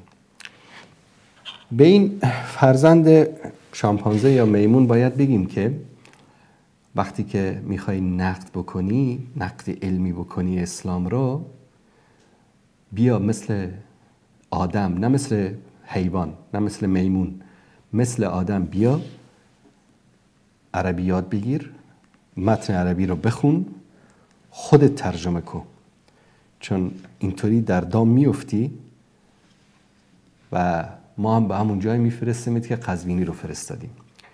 به هر صورت دوستان عزیز، این بود در مورد این مسئله که خدمت شما عزیزان بیان کردم. در برنامه گذشته کلیپشو به علم رجال اهل سنت میگفت نمک گندیده. ما یک اسم براش میگذاریم نطفه گندیده شامپانزه، که خداوند چیزی که به این نداده عقل و شعور هست، وگرنه اگر عقل و شعور میداشت نمیومد اینطوری دروغ و تلبیس و خیانت نمیکرد. دوستان عزیز و گرامی، این بود دروغ ایشون و کلیپی که من خدمت شما عزیزان پخش کردم. دروغ میگه و تلبیس میکنه و خیانت میکنه. بریم سراغ تماس های بینندگان عزیز و گرامی. عبدالاحد برادر عزیز بفرمایید. سلام علیکم و رحمت الله. علیکم السلام و رحمت الله و برکاته. سلامت باشید، زنده باشید. تشکر از شما. عبدالاحد عمری هستم از ولایت بلخ باشید. عمری برادر عزیز بفرمایید. برادر عزیز، ما خو اصلا برنامه‌های شما را از وقتی که خط بودیم در شبکه‌های وصال حق گوش می‌کردیم. برنامه‌های دیگر بحث‌های اختلافی که بین روافض و اهل سنت بود. درست. بعد بالاخره بعد از این ما یک کتاب‌های را پیدا کردم، درباره مطالعه کردم و فعلا نشرات شبکه وصال حق اصلا در افغانستان پخش نمیشه. چرا که شبکه متوقف شده؟ بله، متاسفانه وصال حق متوقف شده برادر عزیز. دیگر واسه از شما قبلا خواهش کرده بودم کتاب فلسفه شیطان را برام در این واتساپ بفرستید. متاسفانه فکرم فراموش کردین شما، یادتان رفته بود. از کتابخانه‌های افغانستان اصلا یافت نمیشه کتاب. چشم، انشالله شما یک پیام دیگه بفرستید. با عرض معذرت دوستان، یعنی گاهی اوقات باور کنید در 24 ساعت 1800 1700 پیام میاد دیگه، آدم میمونه که به کدام یکیش جواب بده. دوست عزیز، بله درک میکنم. به خاطر از اینکه خود فعلا شما که فعلا برنامه نشرات آزاد دارین که میلیون ها بیننده داره دیگه، هم میارزی پیام روان میکنه دیگه، واقعا سخت است. انشالله من الان اسم شما رو اینجا یادداشت میکنم، عبدالاحد عمری. زنده باشین. کتاب سیف الرحمن. باشه، چشم. بله. ما متاسفانه قبلا در سال اول دانشجوییم که فریبی از این شخص خدا بودیم، ولی این برنامه‌های شما و دیگه کتاب‌های دکتر عبدالرحیم ملازاده و دیگه کتاب‌های شیخ الاسلام ابن تیمیه رحمت الله علیه را مطالعه کردم. واقعا که زینو باز کرد و همیشه از درکشان دعا می‌کنیم که از فریب از گروه از خلاص شدیم. الحمدلله، الحمدلله، الحمدلله. الله مطالب سن کنه. زنده و سلامت باشید. تشکر از شما. تشکر از شما. تشکر میکنم از برادر عزیزمون عبدالاحد. الله مطال شما را حفظ بکنه. و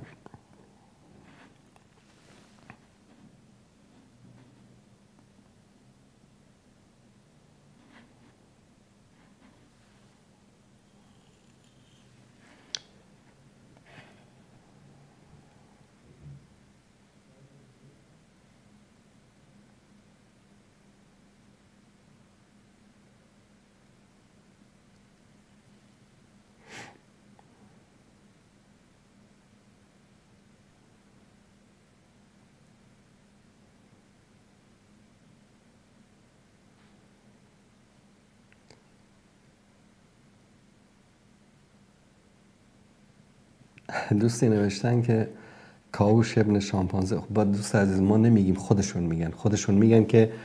میگن که اونها در اصل فرزندان میمون هستن. ما که نگفتیم، خودشون گفتن. یعنی ما تهمتی که بهشون نمیزنیم. میگن چی بگیم؟ ما میگیم که ما بنی آدم هستیم، یعنی فرزند آدم. ما فرزند شامپانزه هستن دیگه، خودشون ادعا میکنن. نباید ناراحت بشن. بیننده عزیز سلام علیکم، بفرمایید. السلام علیکم و رحمت الله و برکاته. استاد عزیز. علیکم السلام و رحمت الله و برکاته. سلامت باشید برادر عزیز. ماشاءالله ماشاءالله الحمدلله. بسیار برنامه جالب و زیبا و دینی و بیدار کننده و دیگر باید مردم افغانستان، ملت افغانستان این برنامه را باید ببینن. یا گوهر نایاب است این برنامه ها و شبکه ها. والا اگر دیگر تا قیامت آمده پیدا کنید. 20 سال است که نمی استاد عزیز، استاد فاتح عزیز و نمی جوانان در این سنگر حق دعوت میکنن مردم با اون شبکه های مرضی و غرضی نریم، شبکه های جاهل و نادان و بچه های که از نسل شادی هستند و از برگشت هستند و گفتید دو استاد عزیز بسیار تشریح خوب دارید که وقتی که از نسل شادی و از نسل حیوان دیگه چرا با شکایت در سایت هم میبرن، چرا چی بدام میبرن. یک دوست شبکه از ما امریکا هست، یک زن گناهگار نشیم خدا بسیار گرم ششک که میگن ششک آلمسی نیست بازیر میاره به نام شبکه نواندی، شبکه اندیشه آزاد. یک کسی دیگه ایش از به نام قسم بالله میخونم که در 40-50 سال یا شب و روز از یاد با شراب و بانی می نمید کباب دمی بخراس هم یا روزشان تیر شدم و جوانی جاتا تیر شدم. درست باز یک دیگه ایش میاره شبکه تیمورشاه نمیفهم شرقه و وایل میاره و مناظره میکنه و میگه بچه جوان باعث خوی از نسل حیوان از نسل شدید با شما چطور سر از اعتماد میکنید؟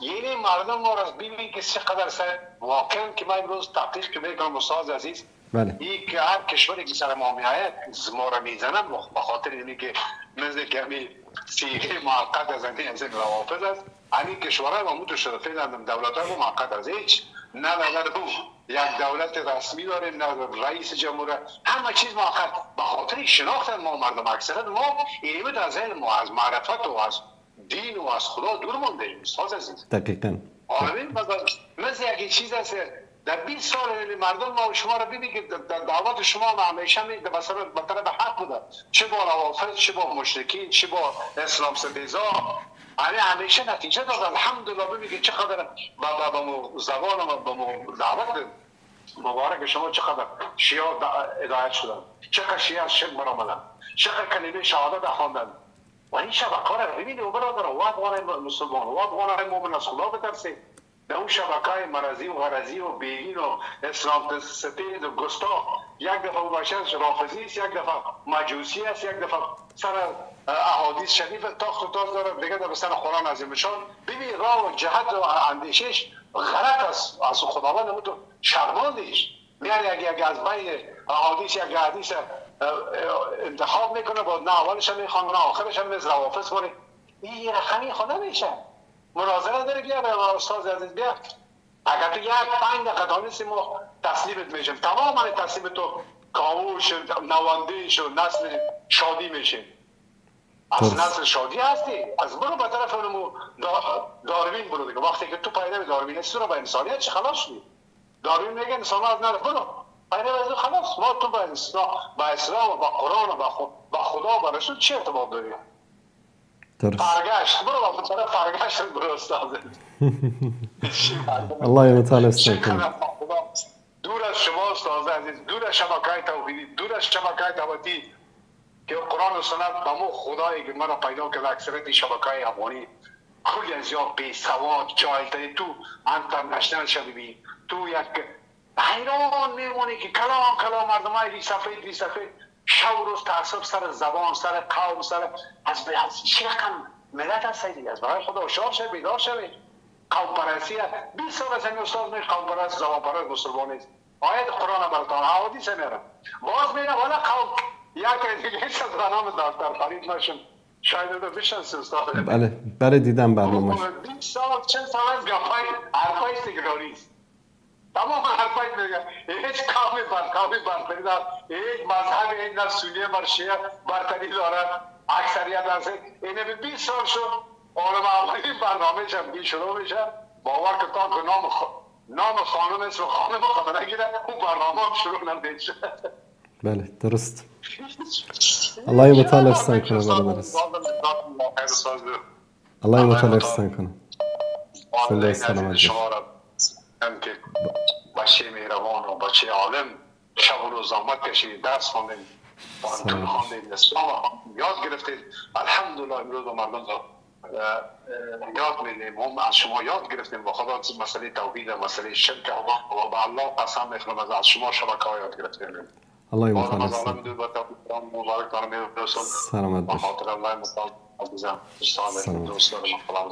سلام و رحمت الله و برکاته. علیکم السلام و رحمت الله و برکاته. بزرگوارین برادر است. تشکر میکنم ازت. اینا که رفتن اونجا دکتر فرید یونس، دکتر فلان فلان، چند شب پیش، چند هفته قبل اینا یک برنامه‌ای داشتن که در اون برنامه مثل سگ و گربه به جانم دیگه افتادن. خدا کنه که من بتونم این برنامه رو پیدا بکنم که چگونه به جانم دیگه افتادن اینها.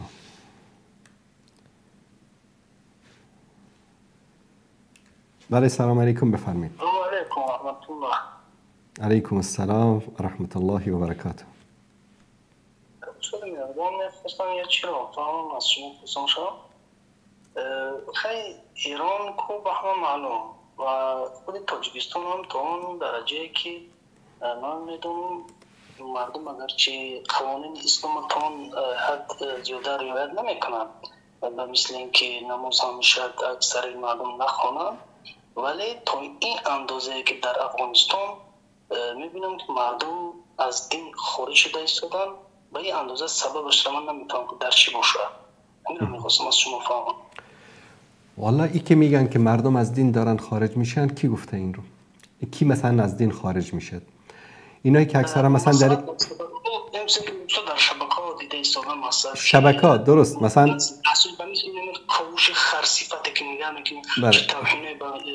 ببینید چند دسته هستن برادر عزیز، چند دسته هستن. یکی فرزندان کمونیستای سابق که رفتن در غرب و در اونجا فرزندانشان مثل خودشان تربیت کردن. البته در بین کمونیستا کسانی هستن که فرزندانشان امروز دعوتگرای دین هستن در غرب، عموم نه اکثرا. و دیگر روافضی که رفتن در غرب میتوانیم بگیم که 80-90% رافضی های افغانستان، همین هزارها و اینا که رفتن در غرب، اکثر اینها رفتن بیدین شدن، یا مسیحی شدن یا بیدین شدن. و دیگر این تفاله هایی که آمریکا و ناتو با خودش آورده بود در این 20 سال اخیر، اینا بعضیاشان رفتن در اونجا بیدین شدن یا مسیحی شدن به خاطر هر مسائل دنیوی و مادی. این که بگیم موجی از بیدینی و الحاد در افغانستان است، نه همچین نیست. شما داخل افغانستان برید، با وجود همه مشکلات و سختی هایی که وجود دارد، مردم پایبند دینشون هستن. و این که در مثلا 4 تا کانالی در یوتیوب یا در تیک تاک و در اینجا بزنند و اینا فعالیت بکنن، به معنی نیست که موجی از الحاد و بیدینی در بین مردم رایج شده.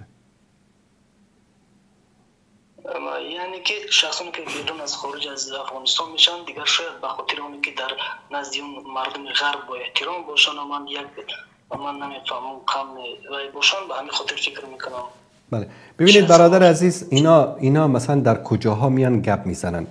مثلا همین کاوش، شما لایف هایشو ببینید، 3 ساعت، 4 ساعت، 5 ساعت، 6 ساعت. کسانی که در این لایف ها هستن کیا هستن؟ انفکران خودش هست. کسانی که انفکران خودش هستن اکثرا.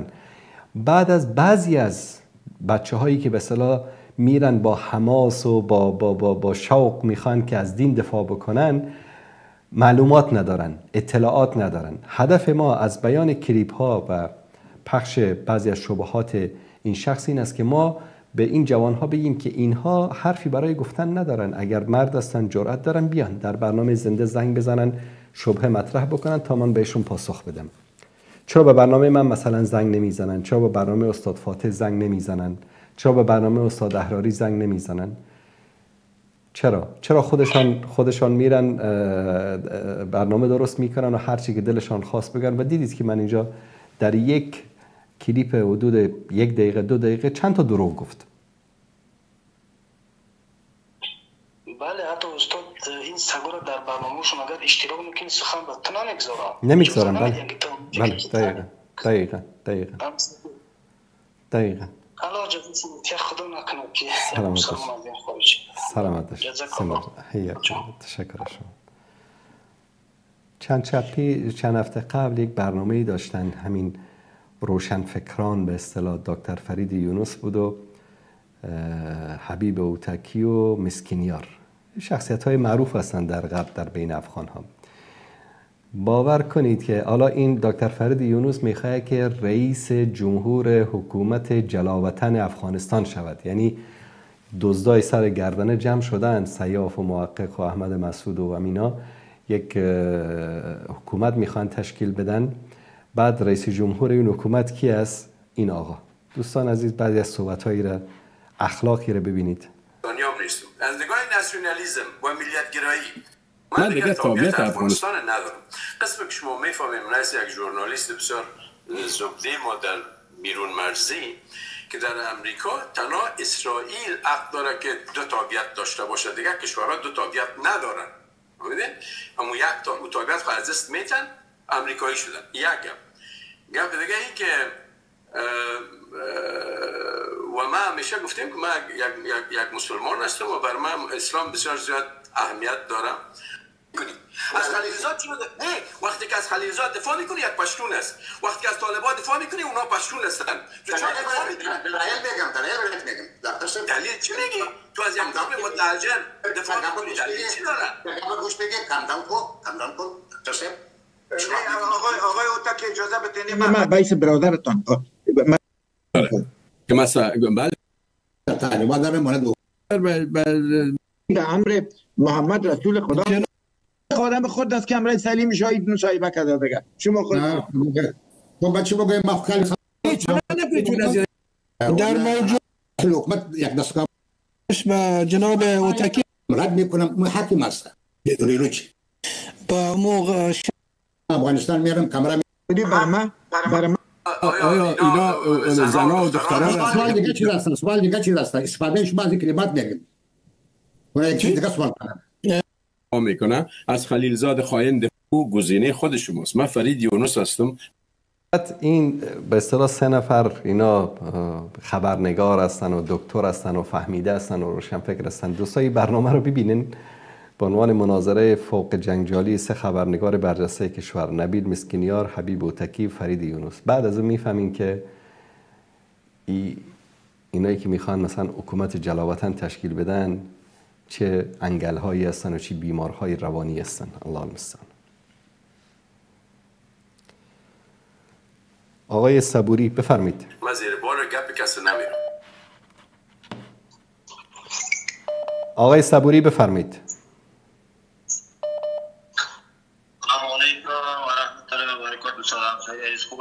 سلامت باشید، زنده باشید، بفرمایید. الو صدای منو دارید؟ بله بله بفرمایید، صدای شما داره پخش میشه. سلام سریدید. من چند سوالای متفاوت دارم، اگه لطف کنیم برای من جواب بگین خیلی خوشحال میشم. یکیشه بفرمایید.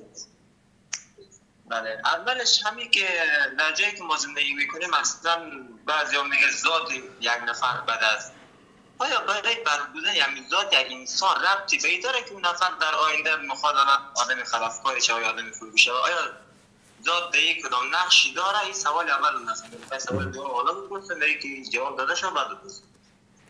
بفرمایید سوال بعدی. بله. سوال بعدی من همین است که ما در حال حاضر وقتی میبینیم افغانستان این مورد اسلامی گرفته، حالا کم‌وزیادی های هم داره، آیا ما طرفداری از امارت اسلامی بکنیم نکنیم؟ در حالات در این شرایط ما باید چی کار بکنیم؟ این سوال بعدی ما بود. و یک سوال دیگه هم داشتیم که کفار چند رقم است؟ کفار کدامش باید کشته شود کدامش نباشه، والا دست قرد میشه؟ چی حکمایی باید چی مراحل طی شده و سنگ فرق شده و یک نفر سنگسار شده؟ این سوال دیگه خیلی سوال دراز نکنیم وقت عزیزا میگیم. بسیار در این مورد صحبت میکنیم انشاءالله. دست شما درد نکنم. سلامت باشید. یک حدیثی داریم ما در صحیح بخاری و صحیح مسلم.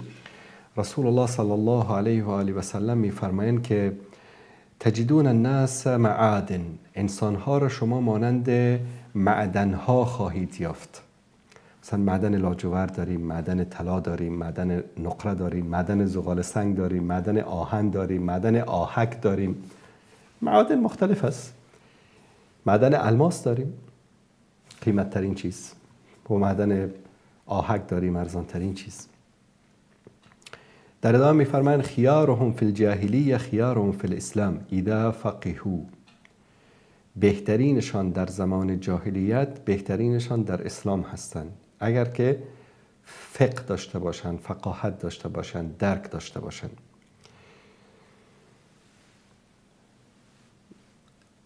مسئله این که یکی رو میگن ذاتش خراب است، یکی رو میگن نژادش خراب است، یکی رو میگن که اصلش خراب است، این به معنی نیست که یک انسان برود دزد شود بگن که اصلش خراب است. بیشتر الناس کالمعادن که در اینجا ذکر میشه، این مسائل به اصطلاح سیرت یک انسان، اخلاق یک انسان، رفتار یک انسان در اینجا مطرح است. مثلا در زمان جاهلیت خالد بن ولید شجاع بود، عمر بن خطاب شجاع بود رضی الله تعالی عنهم اجمعین. بعد از اسلام هم همون شجاعت خودشان را حفظ کردند. ابوبکر صدیق انسان مهربان بود، دلسوز بود در زمان جاهلیت. بعد از اسلام هم همون صفت رو در او میابیم. بیشتر این جوانب اخلاقی و اجتماعی و سیرت یک شخص است، تا اینکه ما مثلا طرف دزدی میکنه بگیم که والا نسلش خراب است یا که فلان است و ذاتش خراب است. نه، این چیز حقیقت ندارد، چون همه بشر رو الله سبحانه و تعالی برای اونها راه رو نشان داده، بیان کرده، عقل داده، شعور داده، درک داده، احساس داده که راه خوب و بد رو تشخیص بدن. و همه ما را امر کرده به این که تفقه در دین داشته باشیم، یعنی فهم و درک دینی خود را بالا ببریم. قرآن رو بخوانیم، به آیات قرآن عمل بکنیم، به احادیث رسول الله صلی الله علیه وسلم عمل بکنیم، به سنت پیامبر صلی الله علیه وسلم عمل بکنیم. طرف بره دزدی بکنه والا بگن که نسلش خراب است، ذاتش خراب است یا اصلش خراب است. نه، این چیز معنی نداره. مسائل اخلاقیات، طرف مثلا پدرش، پدر بزرگش، خانوادهش در خوش اخلاقی معروف هستن، فرزندشون هم شاید مثل اونها خوش اخلاق به بار بیاد و این 100% نیست. شاید یک نفر پدرش بسیار آدم خوبی باشد و فرزندش نه، آدم بدی به بار بیاد. در این که در مورد امارت اسلامی وظیفه ما چی است؟ ببینید، ما در دین مبین اسلام اطاعت از اولوالامر داریم. مادامی که اولوالامر یعنی کی؟ یعنی پادشاه، رئیس جمهور، حاکم، امیر، کسی که بر ما حکومت میکنه، شعائر دین رو برپا میکنه، امنیت رو ایجاد میکنه، نظم عامه و انضباط در جامعه وجود دارد، ما رو به معصیت و کفر امر نمی کند و از حاکم کفر بواه، یعنی عملی که انسان رو خارج از دین بکند سر نمی زند.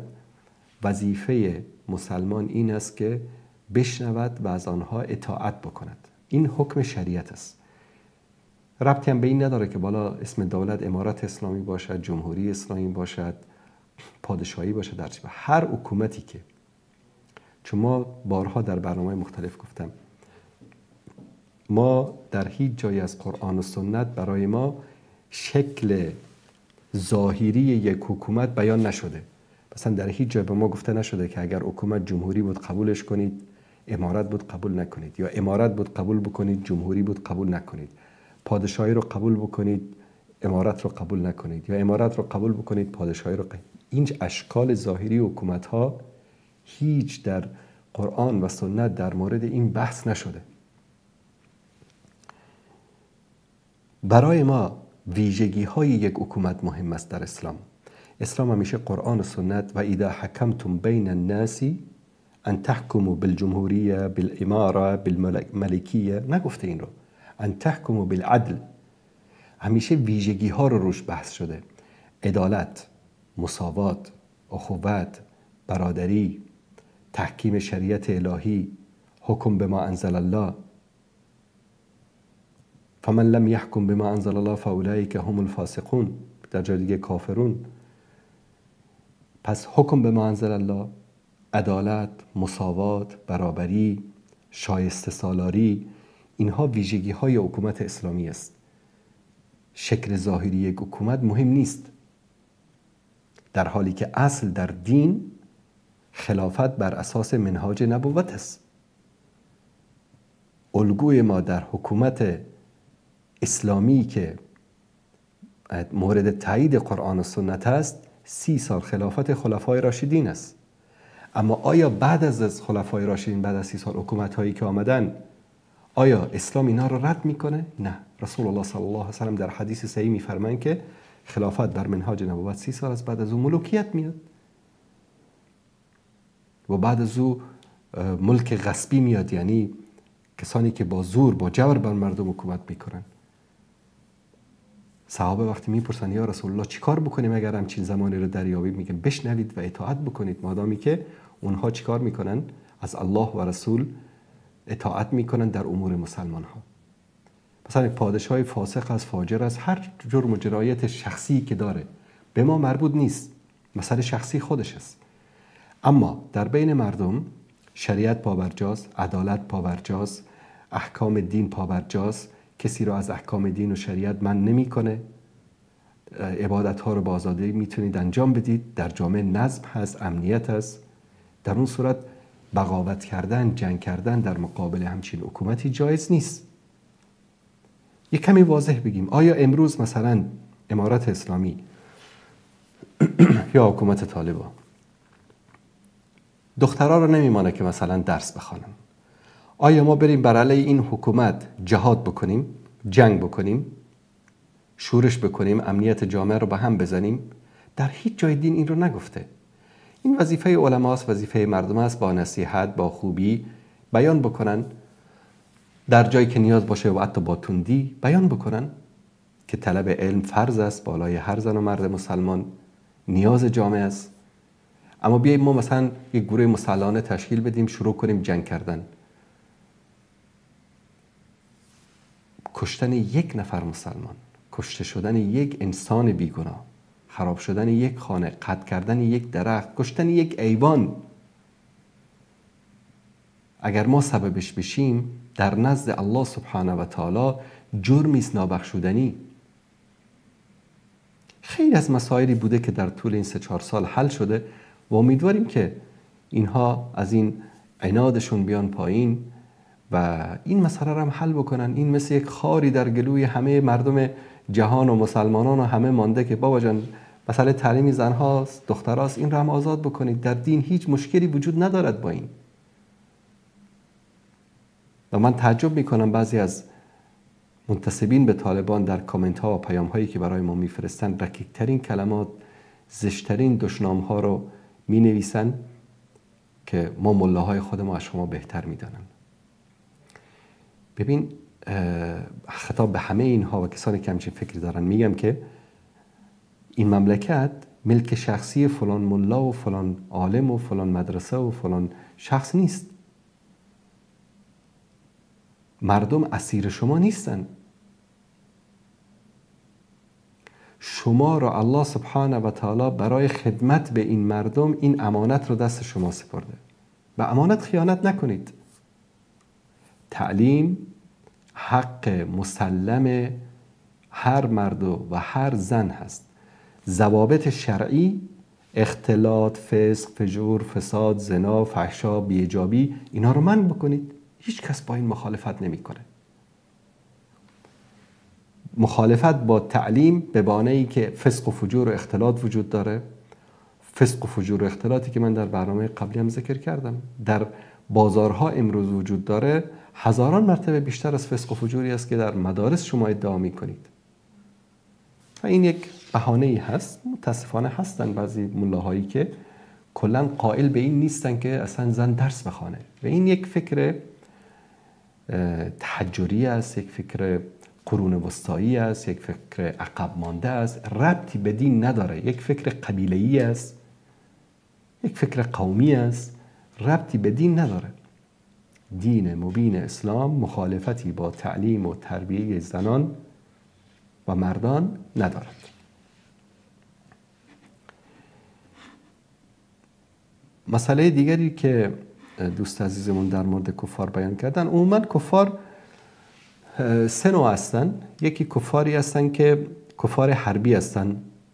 الله متعال در موردشون میگه که قاتلوهم حتی لا تکون فتنه، بکشید آنها را تا وقتی که هیچ فتنه ای نباشد. کسانی که با مسلمان ها در جنگ هستن.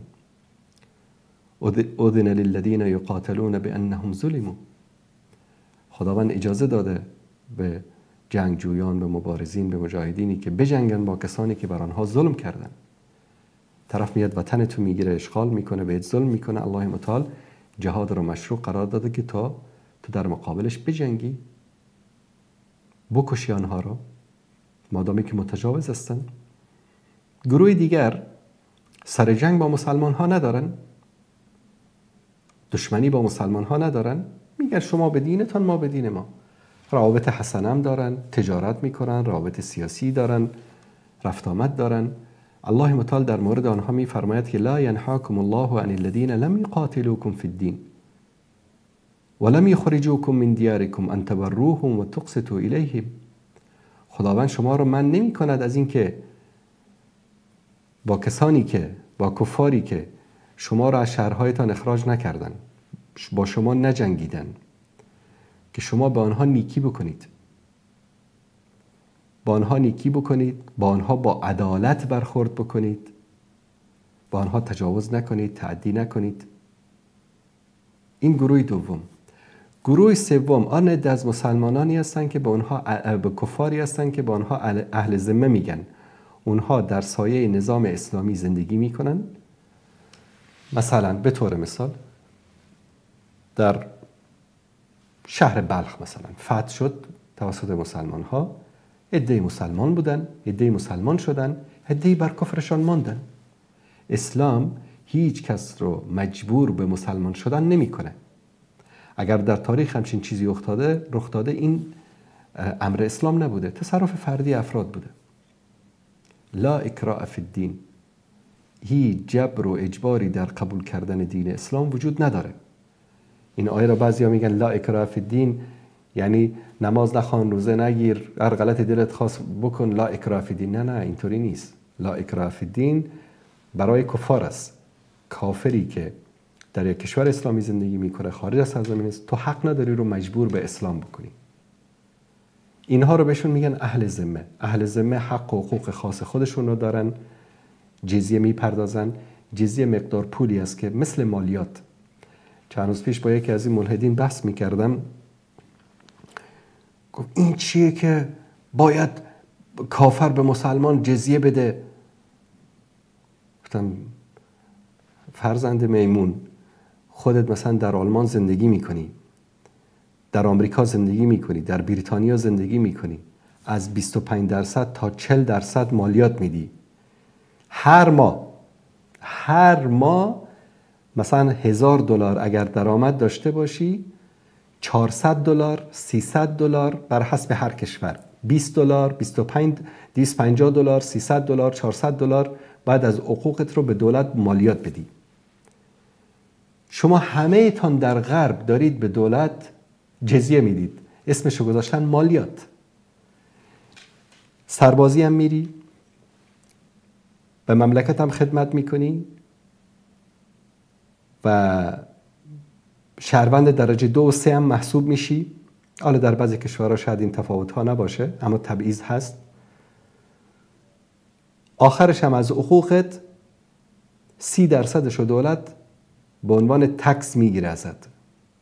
در نظام اسلامی میگه تو مبلغی رو به سالانه پرداخت بکن به دولت که 10% تکس ماهانه تو هم نمیشود. در مقابل تو از خدمت سربازی معاف هستی، حقوق و واجبات خاص خودت رو داری، امنیت تو دولت میگیره، آزادانه تجارت میکنی، زکات نمیدی. الان باور با خدا بکنید، یک مسلمان، تاجر مسلمان با یک تاجر کافری که در یک نظام اسلامی زندگی میکنن، هر دو اینها رو بیاید با هم مقایسه بکنید، تاجر مسلمان بر اساس فهم این فرزندان شامپانزه، اینها تاجر مسلمان مورد ظلم قرار میگیره در نظام اسلامی.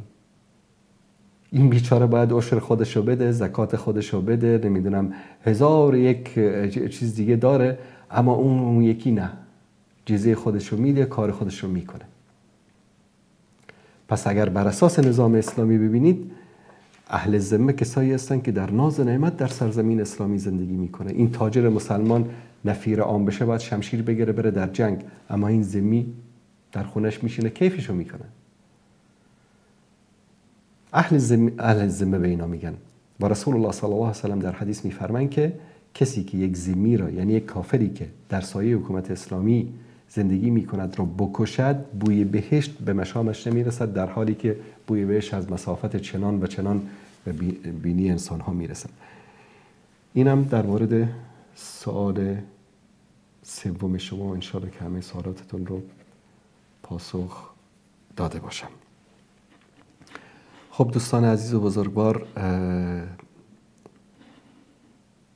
امشب کمی حال منم خوب نیست. به همین دلیل دوست داشتم یک ساعت دیگری هم در خدمت شما عزیزان باشم، اما به همین 2 ساعت اکتفا میکنیم. شما برای من دعا بکنید و منم برای شما عزیزان دعا میکنم الله سبحانه و تعالی به همه ما و شما سعادت دنیا و آخرت را نصیب بکنه. تا دیدار بعد، الله یار و نگهدارتان. السلام علیکم و رحمت الله و برکاته.